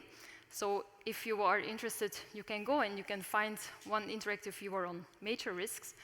This interactive viewer presents the risks that we have identified and all the elements on policy readiness, risk ownership, some background information on what is the risk exactly, what is the severity over the time, and there you can find it all in interactive format. The other interactive viewer that we have published is on impact drivers. So we have selected a number of impact drivers that were relevant for our climate risks, and there you can explore the impact drivers in a map format or in a table format. This is complementary with information that is existing also in the C3S Atlas. So with that, I would like to conclude and happy to take questions.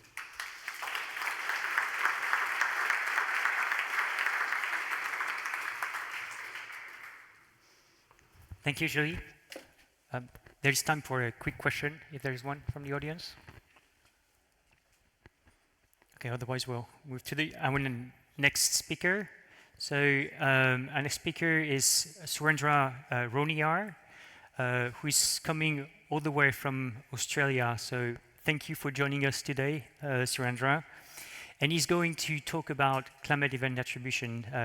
Surendra is a research scientist in the event and trend attribution at the Australian Bureau of Meteorology. And so he's going to talk about a pilot attribution project that has been conducted at the Bureau over the past couple of years. So Surendra, the floor is yours.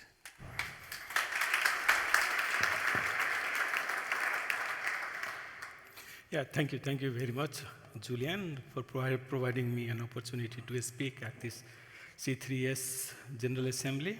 It's very pleased to be here. And good afternoon, everyone.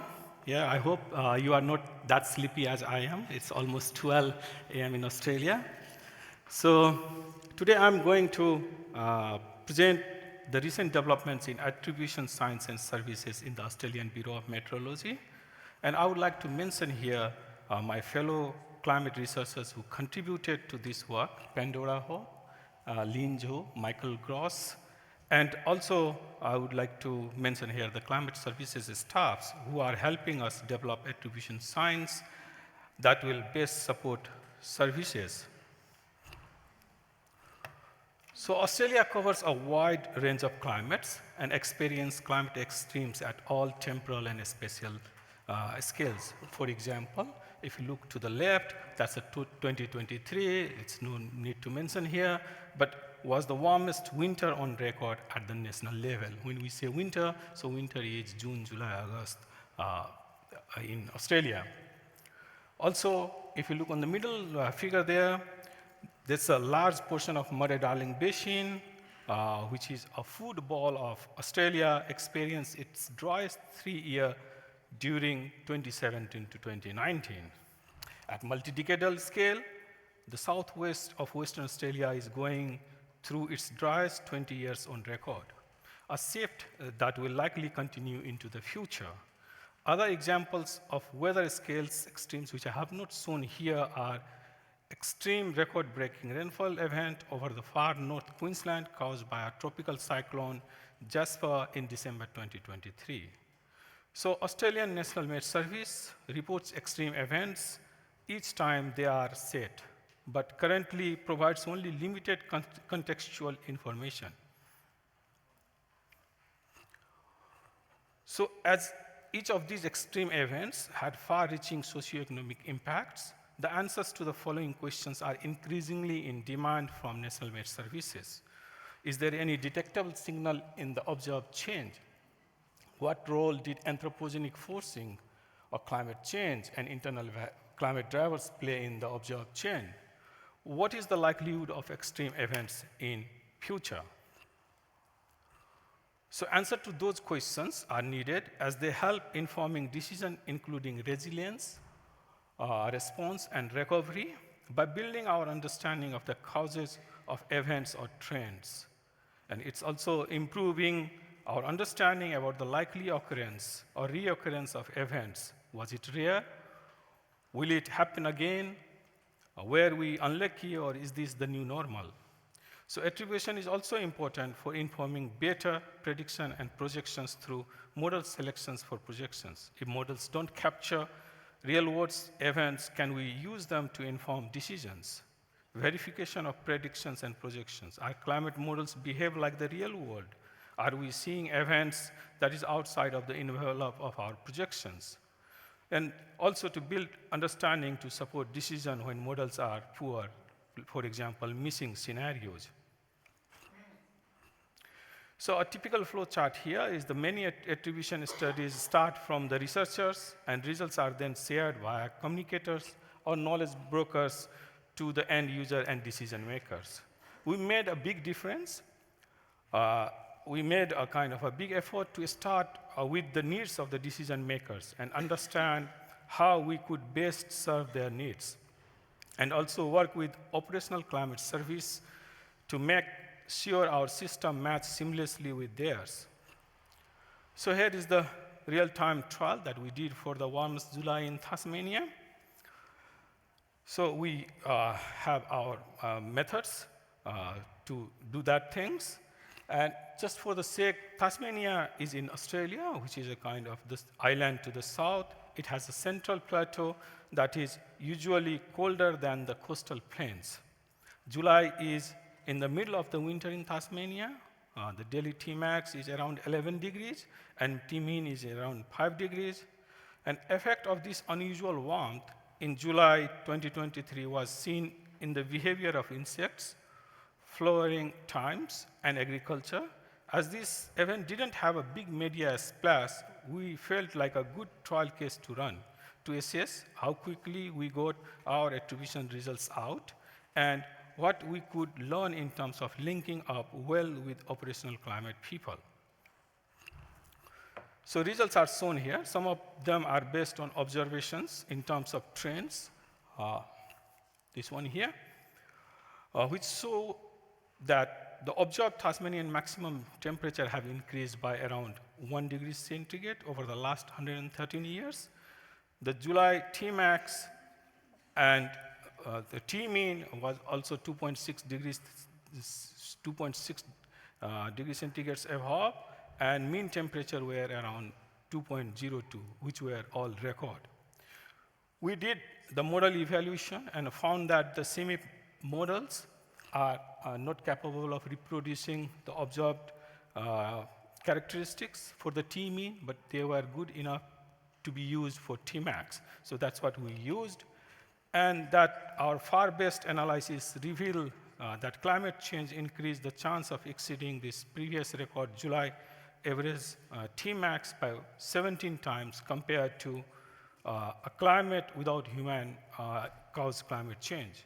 The chance of breaking of the previous record in any given is 14% in the current climate and 0.8% in a stationary climate without climate change. So we have another semi-based method as well. We call it the shifted distribution method that uses that pre-industrial and historical all-forcing simulations and future projection under different emission scenarios, which suggests that around half of that unusual warmth was due to the global warming. The weather conditions were also important from the rest of the half. And we find that attribution information is useful, but there is so much other context that can be provided with these tools. For example, the warming signal moved outside the typical range of variability in the 1980s in Tasmania, as shown in this right figure here. And also, climate projections indicate that by around 2060, Tasmanian's average July temperature will be the same as the record temperature of July 2023 under a high emission scenario. To address concern about simulating minimum temperature, we used an alternative approach, a short-term forecast of the event, which is, again, reforecast in a world with a lower greenhouse gases and the signature of climate change removed from initial conditions. So we call this system excess MICAS, where MICAS is modified initial conditions attribution system, and excess is the name of our operational multi-week forecast system. So we found that the T-mean was well forecasted, and the difference between the present day forecast and the low greenhouse gas world was around 0.6 degree in both Tmax and Tmean.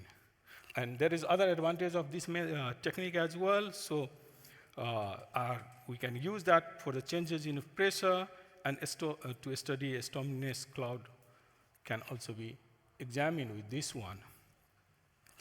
So the last method that we tried was a multilinear regression approach, and we found that this reconstruction was a poor estimate of the observed Tasmanian July temperature over this one. And one of the reasons was that T-mean, the trend over training period was negative, as you could see here in the,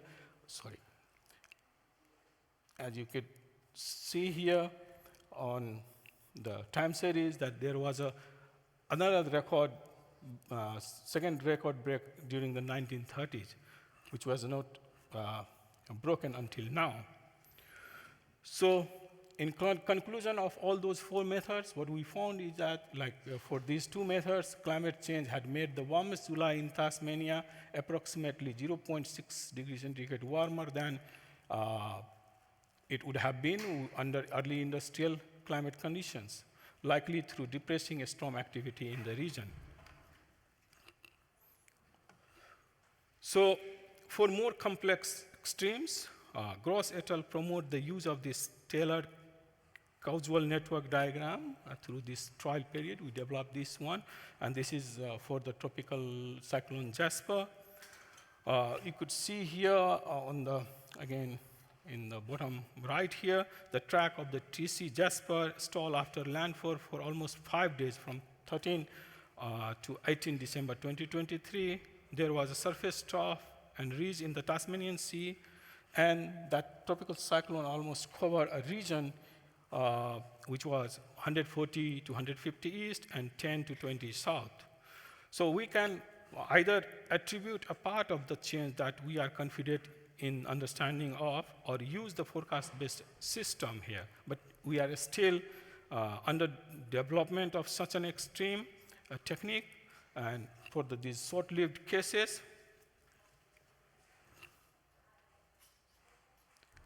and this is just a kind of example of that excess mica system here in a black, in a red color, the track is shown for the control, and the black is for low greenhouse gas. And for each ensemble members, we generated that using the partitions. And we estimated that around 15% of rainfall could be attributable to climate change for this TC Jasper. And this is a new technique. We are still developing it and learning a lot from that, but it has a high potential to learn about changes in the TC intensity, speed of movement, tracks, rain rate, and others. So what we learned from this rapid and delayed trials. So this trial has highlighted a necessary list of tasks to be undertaken before contextualizations and attribution information can be routinely presented according to the National Met Services. Those are assess and account for observational data concerns, pre-evaluate the models, confirm baselines are the same or that differences are accounted for. For example, some of the methods use the baseline for early 60 years in the 19th century, and some uses the WMO baselines. And confirm sources of operational data for large-scale modes of variability and adjust techniques for to account for these, and compare and account for the differences between operational forecast and the forecast-based attribution system, because they use the different participants and different number of ensemble members there. And of course, they include robust and rapid review. So I would like to conclude my presentation by showing here the international attribution services, both active and under development. So these global efforts like the world weather attributions are very important, particularly for extreme events that occur in developing countries. Climate Central offered an approach globally every day. A lot of countries are developing prototype efforts to add attribution information to their services. Some have special considerations, like Ireland is only interested in the climate change influences on intense rainfall. New Zealand and Japan have a complex topography, so they would like to use the high resolutions regional models. So all of them use different methods or data set, and some are limited by observed data availability. So I think here that C3S attribution efforts might assist. Yeah, so thank you.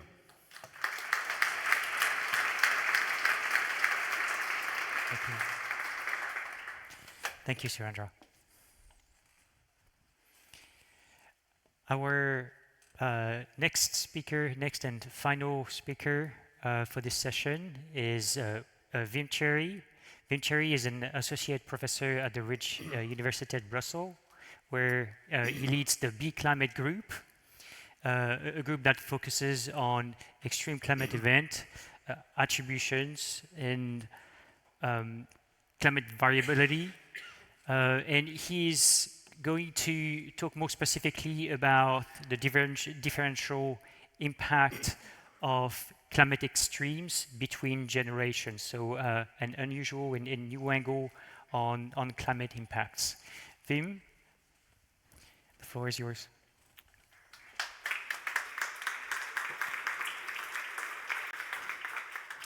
Thank you, Julien. Good afternoon, everyone. My name is Wim Cherry from the University of Brussels, and today I would like to talk to you about what climate change means for you, your children in case you have any, and in general, children all around the world.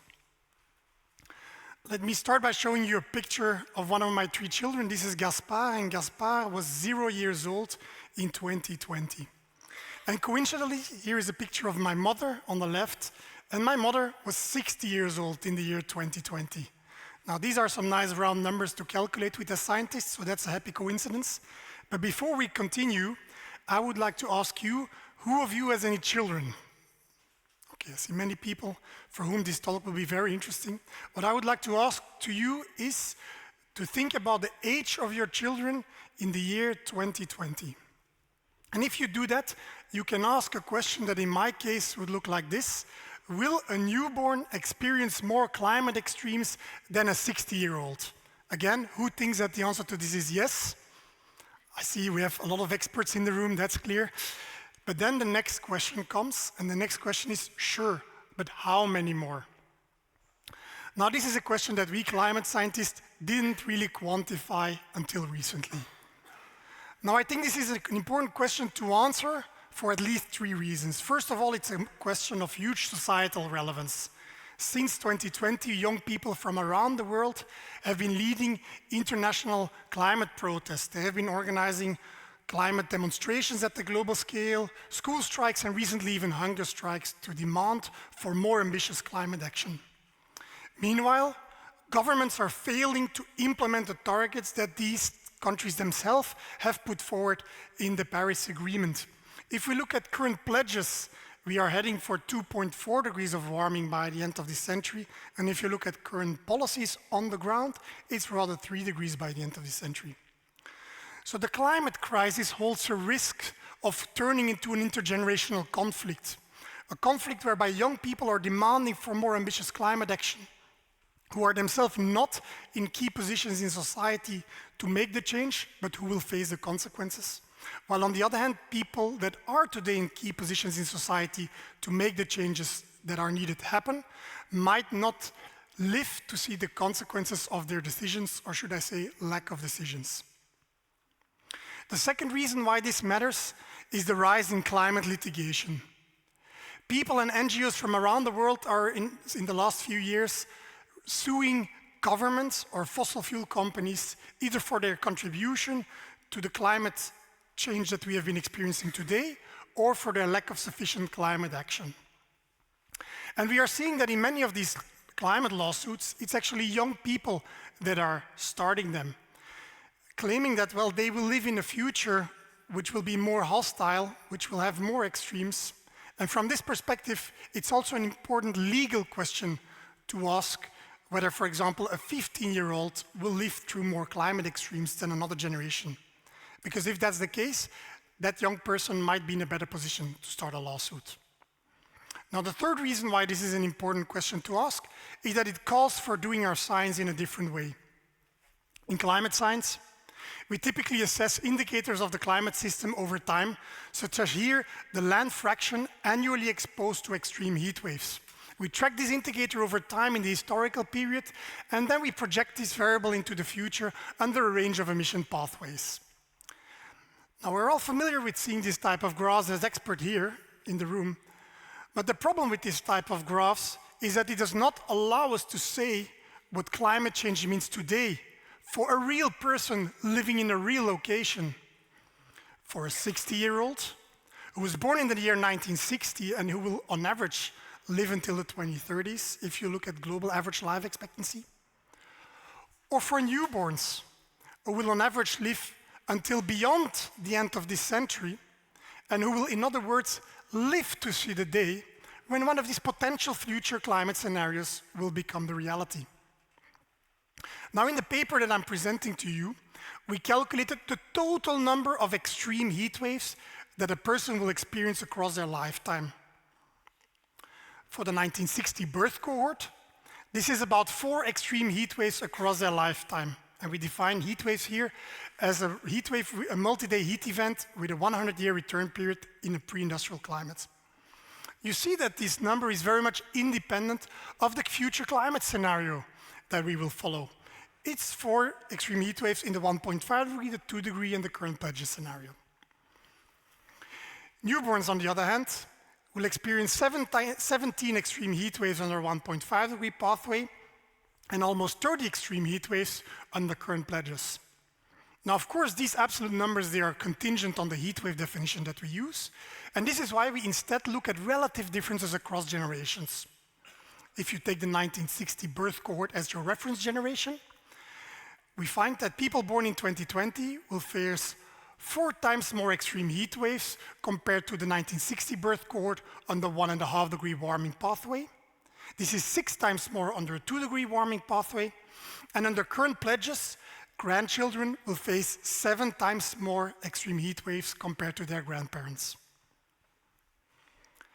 Now, in this study, we performed this analysis for every country in the world, every generation born between 1960 and 2020, and every potential warming pathway, all the way up from 1 degree present warming up to 3.5 degrees, a pessimistic scenario by the end of this century. And now we have our 2-dimensional space that we can fill up with our exposure multiplication factor. So how many more climate extremes that generation will experience, this time compared to the pre-industrial reference, compared to living in a world without climate change. Here we have our results. Now for every combination of age and global warming scenario, we can find a color, and we can look up on the color bar how many more extreme heat waves this generation will experience. If we take, for example, a newborn under 3.5 degrees of warming, the upper right corner of this figure, we find that newborns under 3.5 degrees of warming will experience 44 times more heat waves compared to living in a world without climate change. Now, thanks to the global scale ISMIP simulations, we can repeat this analysis for a total of 6 climate extremes. We performed this analysis for wildfires, crop failures, droughts, river floods, heat waves, and tropical cyclones. For heat waves, you've seen the graph already, that's this one. And here are the results now for the 5 other climate extremes that we consider. Now, while the results of these exposure multiplication factors differ across the different climate extremes, one clear, consistent pattern is emerging. The younger you are, and the higher the level of warming, the more climate extremes you will experience across your lifetime. If you're above 50, you see that there's very little color difference in the vertical, which means that the global warming level has very little influence on your lifetime extreme event exposure. For young people, on the other hand, we see strong color differences in the vertical, which means that these young generations have most to lose if we go to high warming levels. But we can also turn this message around and find that these young people have most to gain if we succeed in limiting global warming to lower levels. Let's maybe take one example again. Let's take the 6-year-olds in 2020 under a 3-degree warming pathway. This is not by coincidence taken, because it's the age of my oldest son. 6-year-olds under a 3-degree warming pathway will experience twice as many wildfires, twice as many tropical cyclones, 3 times more river floods, 4 times more crop failures, 5 times more droughts, and 36 times more heat waves compared to living in a world without climate change. Remember, this is the scenario that we are currently heading under current pathways, under current policies, apologies. Now, hearing all of these results, you may be thinking that we're all doomed. But if there's one message I would like you to take home from this talk, that is that this is not the case. And I'll illustrate this with these last graphs. We performed this analysis at the country scale, and so for every country in the world, we can plot the exposure multiplication factor for extreme heat waves, for newborns compared to 60-year-olds under current pledges. And if you do that, you see that on a pathway where we had to 2.4 degrees of warming by the end of the century, children born today will face far more heat waves compared to their grandparents. But we can also draw up the same map for the 1.5 degree scenario, the most ambitious of current scenarios. And we see that, yes, even under this scenario, young people still faced increased extreme heat wave exposure. But we also see that the shades of red on this right map are now much lighter than the one on the left. This means that in every country of the world, there is a direct benefit of limiting global warming to 1.5 degrees compared to current pledges when it comes to the intergenerational burden on young people. We calculated that on average, this intergenerational burden decreases by 40% for heat waves if we limit global warming to 1.5 degrees, and that this burden reduces by between 10 and 32% for the 5 other extreme event categories. And from these results, one can only conclude that we must limit global warming to 1.5 degrees to safeguard the future of current young generations. Now, to close this presentation, I would like to invite you to take out your phone, or if you have your laptop in front of you, you can also surf to this website. You can take out your phone and scan this QR code. Is it working? Yes, I see some nodding. Great. If it doesn't work, you can also just surf to the URL myclimatefuture.info.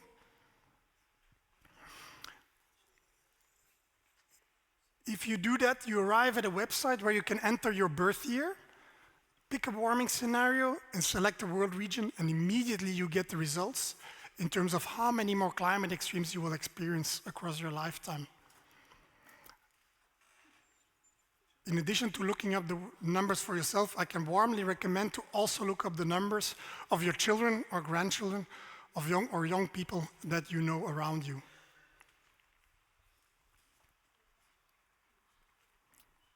And since we've been talking about communicating climate science to a broader public, and this is also one of the themes of this conference, You might be interested to know that there is also a share button on this website. You can directly share these results onto your social media. And since a couple of days, we now have the website available in 7 different languages. I thank you for your attention.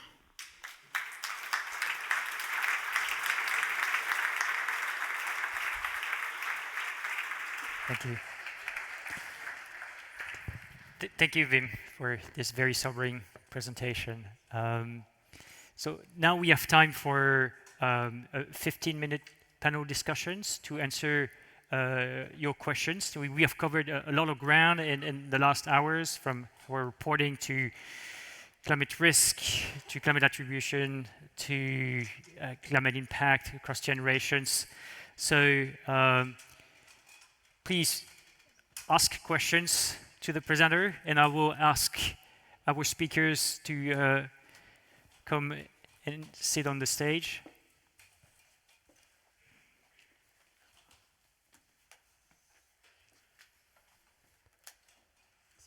Thank you. To the audience online, you also have the opportunity to ask questions via the Slido platform. I don't see any questions right now. And there should be mic circulating across the room. Is there any questions? Oh, see right.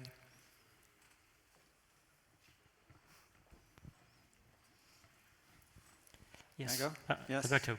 Hi. Alberto Trocli from World Energy Meteorology Council, Inside Climate Service, a few more. For a question for the last speaker, please. So, as you know, you are amongst a lot of climate scientists, and I'd like to ask you some clarification for the data that you presented. So I'm sure the data overall wouldn't change, I mean the results wouldn't change dramatically, but can you tell us, it wasn't clear how you constructed those maps where averages over the world, over certain regions. When you do tropical cyclones, of course, are limited to tropical areas, so how do you account for that, and how many models and so on, and would you represent some uncertainty because the numbers, I mean, do you think it's okay to just present numbers as 4 times more, or should we also allow some uncertainty to those numbers? Yeah, thank you for the question. Of course, in the original science paper, we do present the uncertainty bands around it. If you get 10 minutes, you have to make some choices, but I can briefly elaborate also on the methods. So we use the ECMWF simulations. So in total, we use 15 different impact models that are driven by 4 CMIP5 GCMs. We have RCP 2.6, 6.0, and 8.5, which we remap to these, let's say, more policy relevant scenarios using global mean temperature remapping. So the 15 impact models are the usual suspects that we all know in the community. So community land model, JULES, ORCHIDE, water gap. So all these models that represent soil moisture for droughts, river discharge that we then using CAMAFLOT map into inundated areas. The heat wave indices we get directly from the CMIP5 models. Burnt area coming from the global vegetation models. So we basically use a state-of-the-art of global scale impact simulations as they are being developed by the ECMWF community. And we've done a further harmonization, let's say, across these different model families to be able to look at land area exposed to extreme events. And then that's the input data. Then, of course, we bring in demographic data on life expectancy. Yes, okay, then we bring in demographic data on life expectancy, cohort size, and a gridded population to be able to perform the calculations that we did here. Okay. Thank you, Vin. Just before I can ask her question, just on the screen, I've listed 4 general questions for which we would welcome your input either now or later during the GA about what has been presented here, about what C3S does, about what C3S is doing well in terms of climate reporting, data provisions, but also what could be improved, what else could we do, how could we better support other activities such as those we have heard about today, like risk assessment, attribution, and climate impact. So if you don't have time to ask or to provide feedback during this session, feel free to come talk to us in the next couple of days. Thank you. And Anka? Please go ahead. I'm Anka Brookshaw from C3S. Just to close the topic that Alberto opened, returning to the perspective we heard in the early part of the session, namely the communication, the engagement. Have you had any feedback yet from this website? I'm thinking in particular at the statements about heat waves, which assume a baseline for calculating our extremes over 100 years ago. We know that adaptation happens. We know heat waves are perceived differently at different latitudes. People in Greece wait for 40 degrees before they cry heat waves. People in Scotland, 25 degrees, and they are just flat out. So how does the public engage when we put these statements out, which to all intents and purposes look to be quite manufactured by scientists to publish a paper? And is it something we can do? We know that, for example, that the 60-year-old now grew up in an environment in which temperature was perceived differently. We know that the human body adapts. So I wonder if diagnostics that are a bit more attuned to this kind of judgment that ordinary people, intelligent ordinary people might make, not climate scientists who know about the ECMWF scenarios and all those calculations, may be more helpful. Have you tried? Have you heard anything from the people that might have accessed that website to see how they react to this kind of communication? Yeah, thank you for the question. So there's a lot of questions in there. Maybe first to start off with the definitional issue. So of course, when you want to make a global scale analysis, you have to decide on a definition. And if you were to take the Belgian definition of heat waves, that wouldn't work, because in Morocco you would have every day of the year heat waves. So that's of course why we went for a percentile-based definition of heat waves. We use established definition that is in the literature. But we also tested a total of 10 heat wave definitions. And while the absolute values in terms of number of heat waves occurring in an area changes, we find actually that the relative differences across generations were surprisingly robust. So that gave us confidence that we could pick a definition and work with that. In terms of outreach, of course, this type of websites is, this is really a communication effort where we try to bring information, technical information on climate, which was produced using, let's say, established methods, scientific methods, try to bring that information closer to people, and I would say in particularly young people. I think Robert was also mentioning it. We have a duty to also reach out to those young people, because it's the young people that will be most affected by climate change. So we have to also think about tools that operate on social media, that allow people, that really access young people where they get their information. And this is just one attempt by one scientist and one network to make a step in this direction. But I also see a lot of potential for Copernicus and C3S to also go in the direction, and I very much support the idea of targeting young people with the information.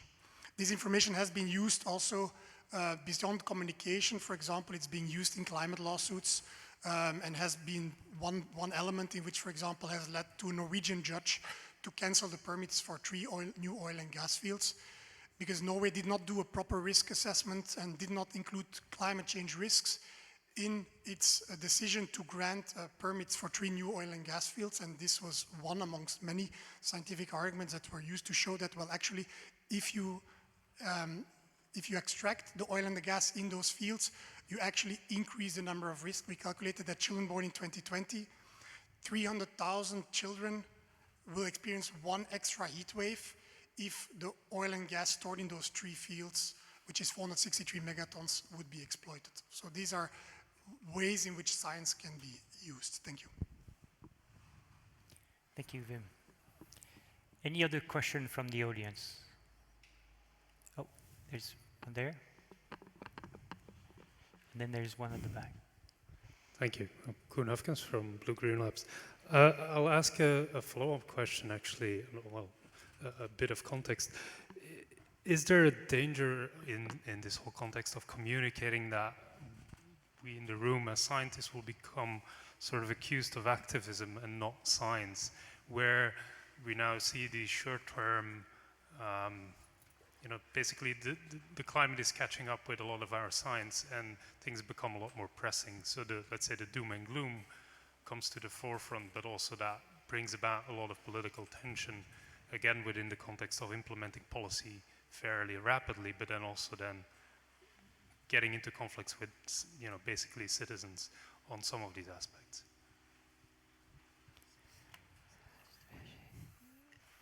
Any speakers? I haven't heard, couldn't hear properly the okay. question. Could you perhaps repeat your questions very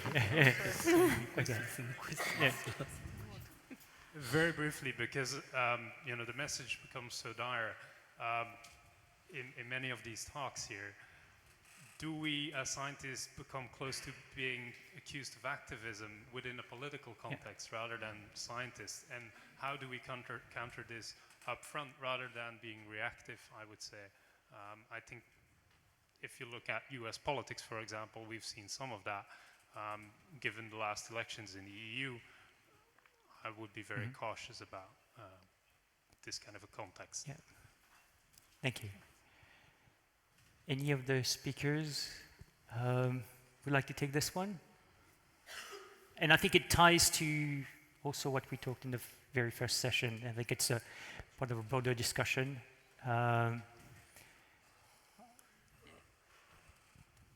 Maybe I can say just very quickly a few words, but I want to very happily pass to the panel. I think the science has to be objective and has to be robust, but already the selection of a research question entails certain values. So I think the problem has become so pressing that we don't have time to research random things as a research community. We need to answer the questions that are relevant for society, ask them and address them. I think this is also what C3S is doing. And so I think already their values come in. So I think we just have to be aware of where are our values, for example, selection of the research question, and where do we try to be as objective as possible, as we can possibly be, which is the actual scientific analysis. I think that's where the challenge lies. Thank you. Thank you, Wim. And perhaps just a quick answer, unless one of the speakers want to add something. I think it's also very important to explain what the scope of, for instance, in our case, each and every product, but also of the overall activities, for instance, within the climate intelligence group. And also, okay, people do risk also an overflow of information, so the same thing can be repeated in different terms, or perhaps the focus could be slightly different, also according to the audience we address, but it's certainly an issue, all what you're talking about, also because the information propagates and could be instrumentalized for other things.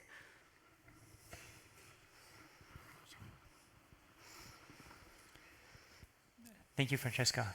And with the climate intelligence team, it's true over the past year when we've been really on the front line of communicating what was happening and the challenges. We faced challenges in deciding about what to say, how to say it, how to show it. It ties to data visualization. What emotions do you want to convey? Because I think it goes beyond scientific understanding of what's happening, so that we make sure we don't talk to us like in some sort of echo chamber. But I think it's part of a broader discussion that it's important to have. So there was one question at the back, and then there will be one question at the front. Here? Yes, please. Thank you. Barbara Shimani from the UMedNet Climate Program. There are 2 points I would like to have some remarks. The first one is the climate reports that are really highly appreciated by everyone in the Met services. The content as well as all the graphics. Wherefore some of the graphics, sometimes they would wish for even more interactivity, like choosing personally some reference periods to some questions arose by this report. And the other is that C3S was mentioned as a climate attribution provider, and I would be happy to get more information on that. Thanks.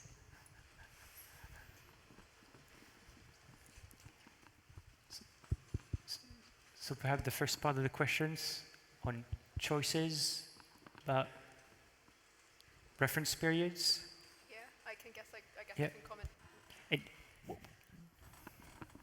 One mic for the next question. Yeah, so on the reference period choices, we are using the standard reference periods recommended by the WMO for climate monitoring at the moment. At the moment, we're already stretched in terms of what we provide in the European State of the Climate Report, so it's not been possible to provide more than one reference period so far, but I will definitely take the feedback and write it down, and we can consider it as part of the development that we have going forward. We always revisit the methodology that we're using and the information that we're providing, so any and all feedback such as this is very welcomed, and I'll make a note of it as soon as I'm off stage. Thanks. Thank you, Rebecca. Robert? Yes.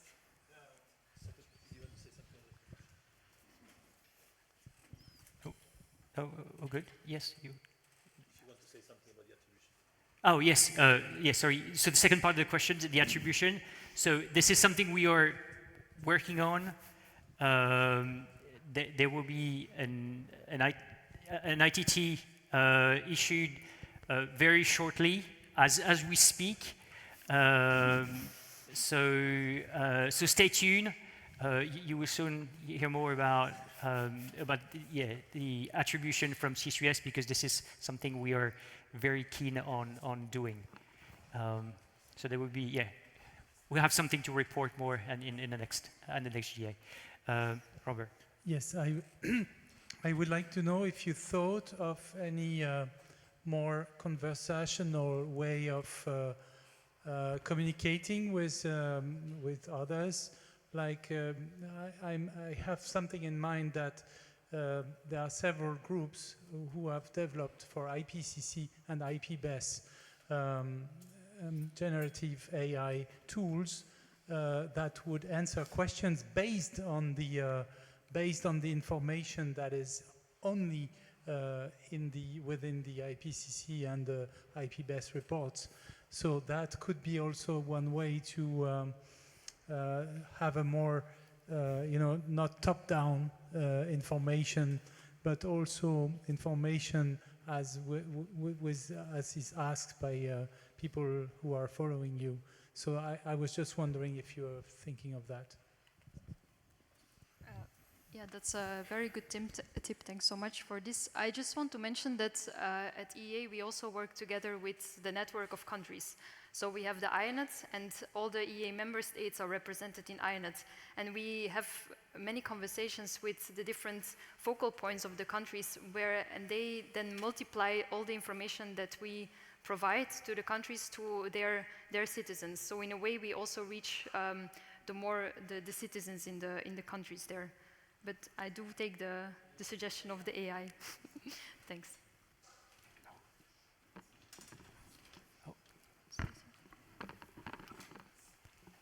So thanks for Robert for the very interesting point made out of AI aid of ordering and delivering information to the audience.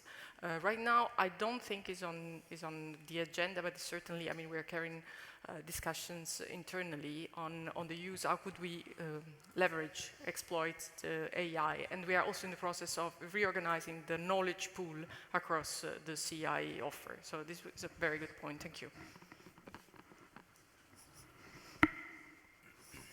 Thank you. Any other questions? Oh, one there, one last. I think we have time for one more questions. It's not really a question. I've never heard the word school. I've never heard, only Robert said youth. I remember that, I took a note. But no school, no education. I never heard these two words. I don't know whether something can be done from this point. It's a difficult question, being treated as, I don't know, in the wrong way, politically speaking, it's a danger. But I think that maybe since AI will rapidly become a source of information for youth, in the limits, but it will certainly creep, maybe joining the two could create a powerful tool. Thank you. That's a very good point, very important point. That we need to target the youth as well, speak to the youth as well. as our last speaker eloquently showed. Yeah, I fully agree. There's much more to do. Anna? Yeah, I think you're definitely right. And I think the first step we can do right now with the tools we have is like tackling that on social media, because it's where most young people nowadays sit, on different platforms as well. So not just Twitter, which is more journalist and policymaker platform, but also maybe try TikTok videos or just try a different format to convey the same information, because nowadays basically young people come across information even if they're not willingly looking for it, but it just comes their way. So maybe social media can be our first step and enlarge the type of material that we can share on those platforms as well. But yeah, definitely, then a lot of work can be done. Thank you, Anna. I think we are running out of time. So please join me in thanking our speakers.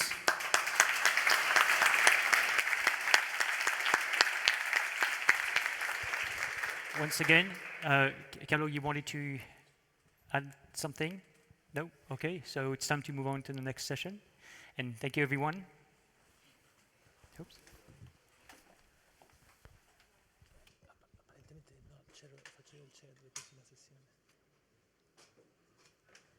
It was just to chair the next session.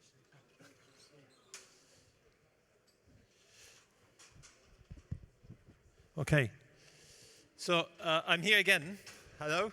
And actually, to pick up from the point we just made about schools, schools have one peculiarity of being mostly at the national level. So I think it is an excellent case for an activity to be done in the context of the National Collaboration Program. So engaging with school is something we can do. But it's not what we are doing now.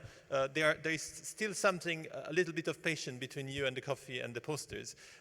We have, first of all, a quick invitation from Angel, because something we didn't discuss in the introduction was about the new CDS. This is one of the things that is brewing in the background and is about to happen. So I will leave the floor to Angel in a second. And after Angel, there will be the pitches from the posters. So this will be 1 minute. You won't stay for very long. So in 10, 12 minutes, we should have been done and we can go for coffees.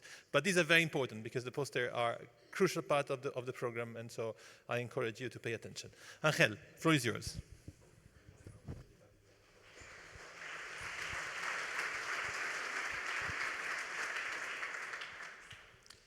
Thank you, Carlo. I will not bother you with long technical presentation. I think you have plenty of things very interesting here to discuss. I'm just here to pass an important message from a group of people that used to work in the backstage, that you don't see them, but they are working on a daily basis to provide all the infrastructure that you require in order to deliver all your data and products to the final users. So we have an important announcement for you, and it's that the CDS needs you. And it's your CDS, the one that needs you.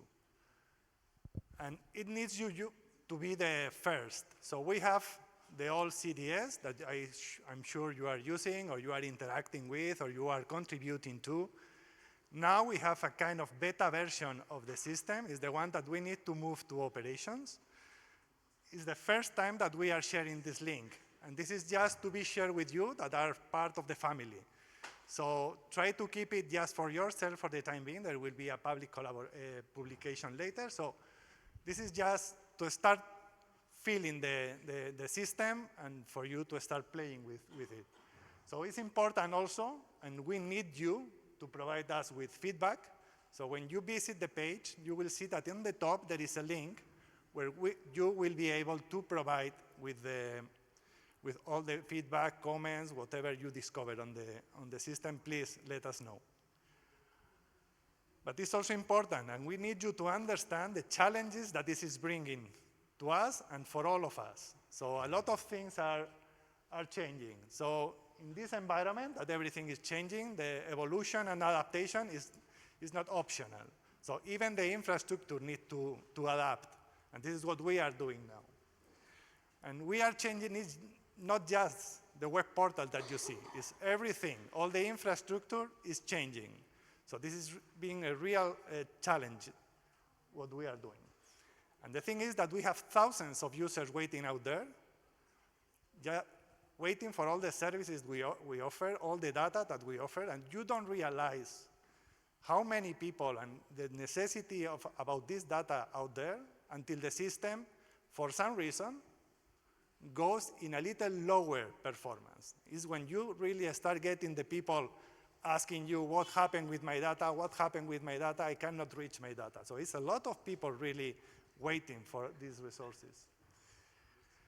An important message also for you, which are closely working with the CDS, is that you need to start gradually moving your operations into the new system. The old system will be still there in order to support all the operations, but gradually we need to move.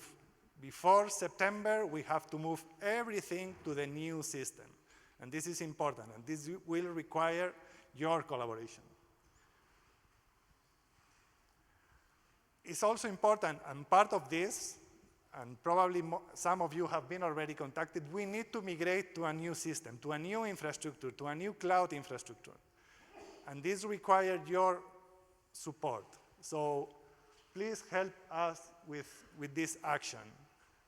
And my colleague Irina is the one that is taking this thing. So please, if you are contacted by her, try to support her as much as you can. And the last thing, but the most important, we need you to become we. We are the owners of the CDS. So it's always easier if we all go in the same direction, if we all work together. And just to remind, this is a beta version, but we need to move it into operation. So it needs to take all the operation of the system as soon as possible. And your collaboration here is key. And yeah, this is just the start. So don't go there and say, oh, it's the start of a new infrastructure. There is a lot of releases to be done. There is a lot of work still to be done. So there will be more improvements. There will be better things to be done, but we need to go gradually. So please become we. So thank you, and that's all. I think we are even in a schedule.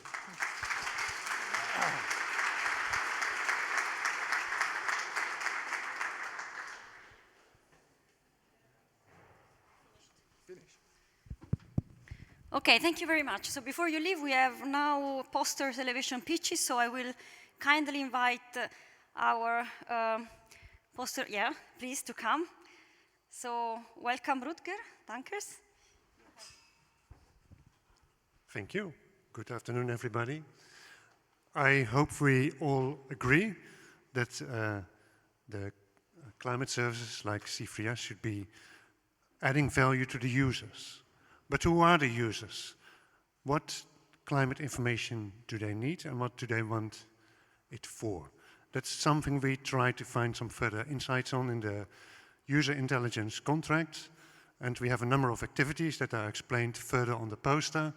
And that includes the organization of user interaction sessions at national level, transboundary region level, and European policy level. So you're most welcome to come by. I don't know where my poster is because it was taken from me at registration, but as soon as I found it, then we're happy to have a chat. Thank you for letting us know. Next one is Atina. Hello, everyone. I'm Atina, and this is Code for Earth. And you might be wondering, hey, what is Code for Earth? So did you know that ECMWF has an innovation program that is running on a yearly basis that is focused on collaboration and open source coding? So the program runs since 2018. We have doing this for 7 years. We have funded and supported over 60 projects, mentored by over 100 mentors. So these are experts from colleagues from ECMWF. And, you know, we are looking for challenges. So the mentors are suggesting challenges, and participants or young talents can submit proposals. So if you're interested to participate, there are two ways. Either you join us in some joint challenges, develop ideas on real-world scenarios using, for example, Copernicus data. And if you're interested in open source coding and in collaboration and being mentored by experts in their field, then you can also participate and answer the call for participation that usually comes out in March, or come to the poster session and check out for Code for Earth. Thank you very much, Atina. I invite Chun Shui from CNR to come, and then Paula. Thank you, Chiara. Thank you so much. So it's my pleasure to introduce you our activities and progresses in the evaluation of climate data sets in the Climate Data Store. To provide climate information in the service, we think that the quality of the data set is the fundamental. So in the last 2 years, so we have been presenting you the concept, the framework, and also the definition of quality and evaluation of the climate data set. So now in the last few months, we have already produced the first round of the quality information of the data set. So we have the poster, so you will see the details of our quality information produced by the experts.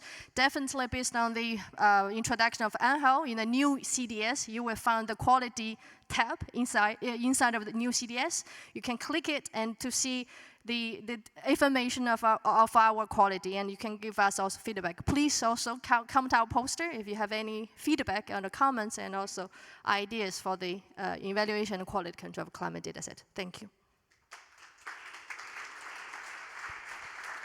And the second poster on the EQC, Paula. Yes, thank you, Paula from Collab. So following EQC function here, evolution quality control function. So as part of this evolution, we developed a user consultation strategy to make sure that this new EQC function meets or is aligned with the user requirements and user needs. So we start this process consulting some experts to validate the new conceptualizations of the EQC, the 3 new components of the EQC, the content and the design of those 3 components. And now we start the process to consult users about this new EQC, what they think about the current EQC you have now, and the proposition of our EQC to validate some assumptions you have, some quality questions you have, and even more to get some new requirements about quality of the data set. So we started to reanalyze users last years, and now the poster, you present the results of this survey consultation. So come along if you want to know more about what the users think about the evaluation and quality control functions, and what are the quality requirements they want to see in this new EQC function. So, thank you.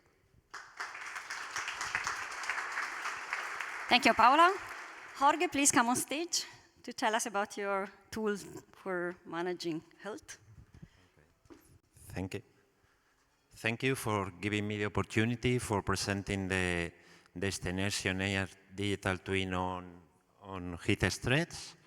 This is a case that is being developed by Tecnalia and Vito, and that will connect high-resolution urban climate models to the adaptation digital twin. With this, we will allow to different users to test the impact of different climate, social, and public health scenarios, and to evaluate their consequences on public health. The case is being built on the Destination Earth infrastructure. We have a poster upstairs explaining how is it planned to be built, and if you have any interest, please let me know.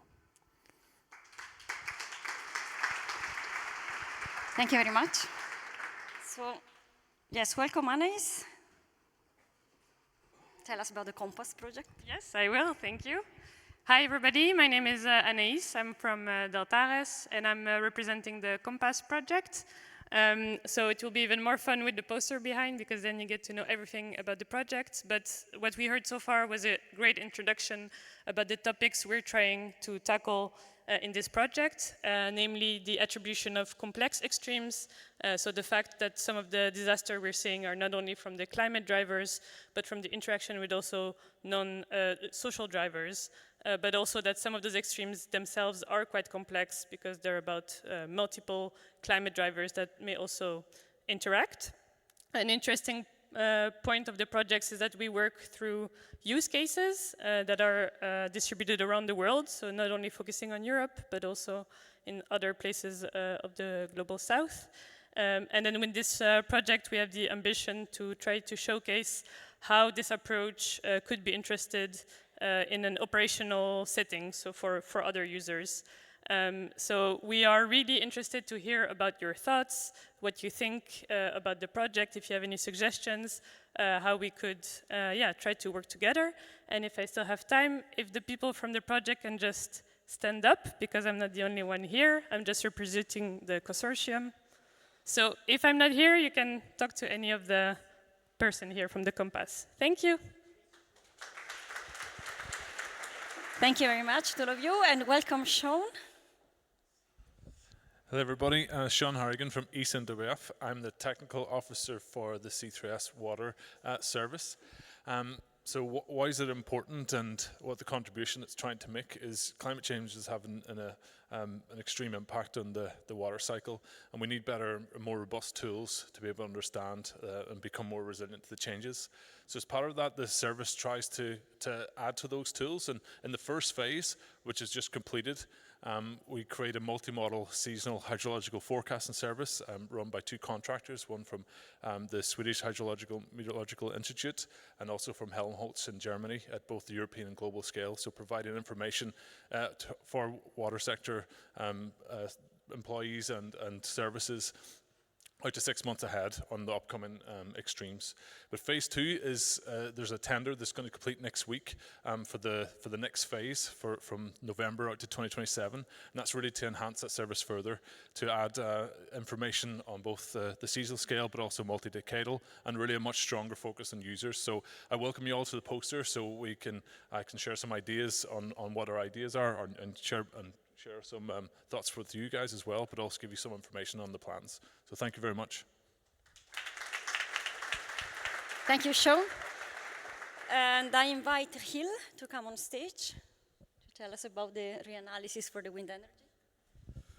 Okay, thank you. I'm gonna finalize this session with an initiative that is to engage with this mythical entity that is the end user. But in the wind industry, probably one of the most successful cases is an initiative that started from our side, from the wind industry, to connect with the reanalysis people, the people we don't know who they are. So we started an initiative through the International Energy Agency, through the topical expert meeting, to try to connect more with you to discuss, because even if the use of the reanalysis is totally adopted, the industry is evolving, the machines are becoming bigger, the world is there. So there are new questions to address, and we count with you. And finally, we would like to see you in our events as well, and that you come not only when you are invited to talk, but when you, because there are few events in Europe where all the people from the wind industry we meet, and I think it will be very great that you see what's going on there. Thank you very much. But before we go to the posters, there is an extra poster. Is Suraj here? Do I see him? Ah, okay. Now I see. Okay, perfect. So sorry, that's an extra poster, and the poster is about climate information use in European organization. Yeah, last minute. Hi everyone. So the poster reports some research we're doing under the ASPECT project. The ASPECT project is a Horizon Europe project that's trying to produce seamless climate predictions over the next 30 years, and I can see there's other colleagues from the project around the room, including from ECMWF and elsewhere. And in this particular work that you can see upstairs, what we've done is we've done a very large-scale survey of organizations and risk managers and their use of climate information to inform the co-production that we're doing in the project. So we've got pretty much every country in Europe responded, and you can see some of the key results around what kind of planning horizons are people planning for, what kind of information are they using, seasonal forecasts, are they using it from C3S or from National Met Services, or the IPCC is mentioned a lot, Robert. So there's quite a lot of interesting information about what's the state of use currently in Europe. Thanks. Thank you. So I think you are now free to go to the coffee break that is served both at the poster area upstairs and here downstairs in the area of the coffee, the catering area.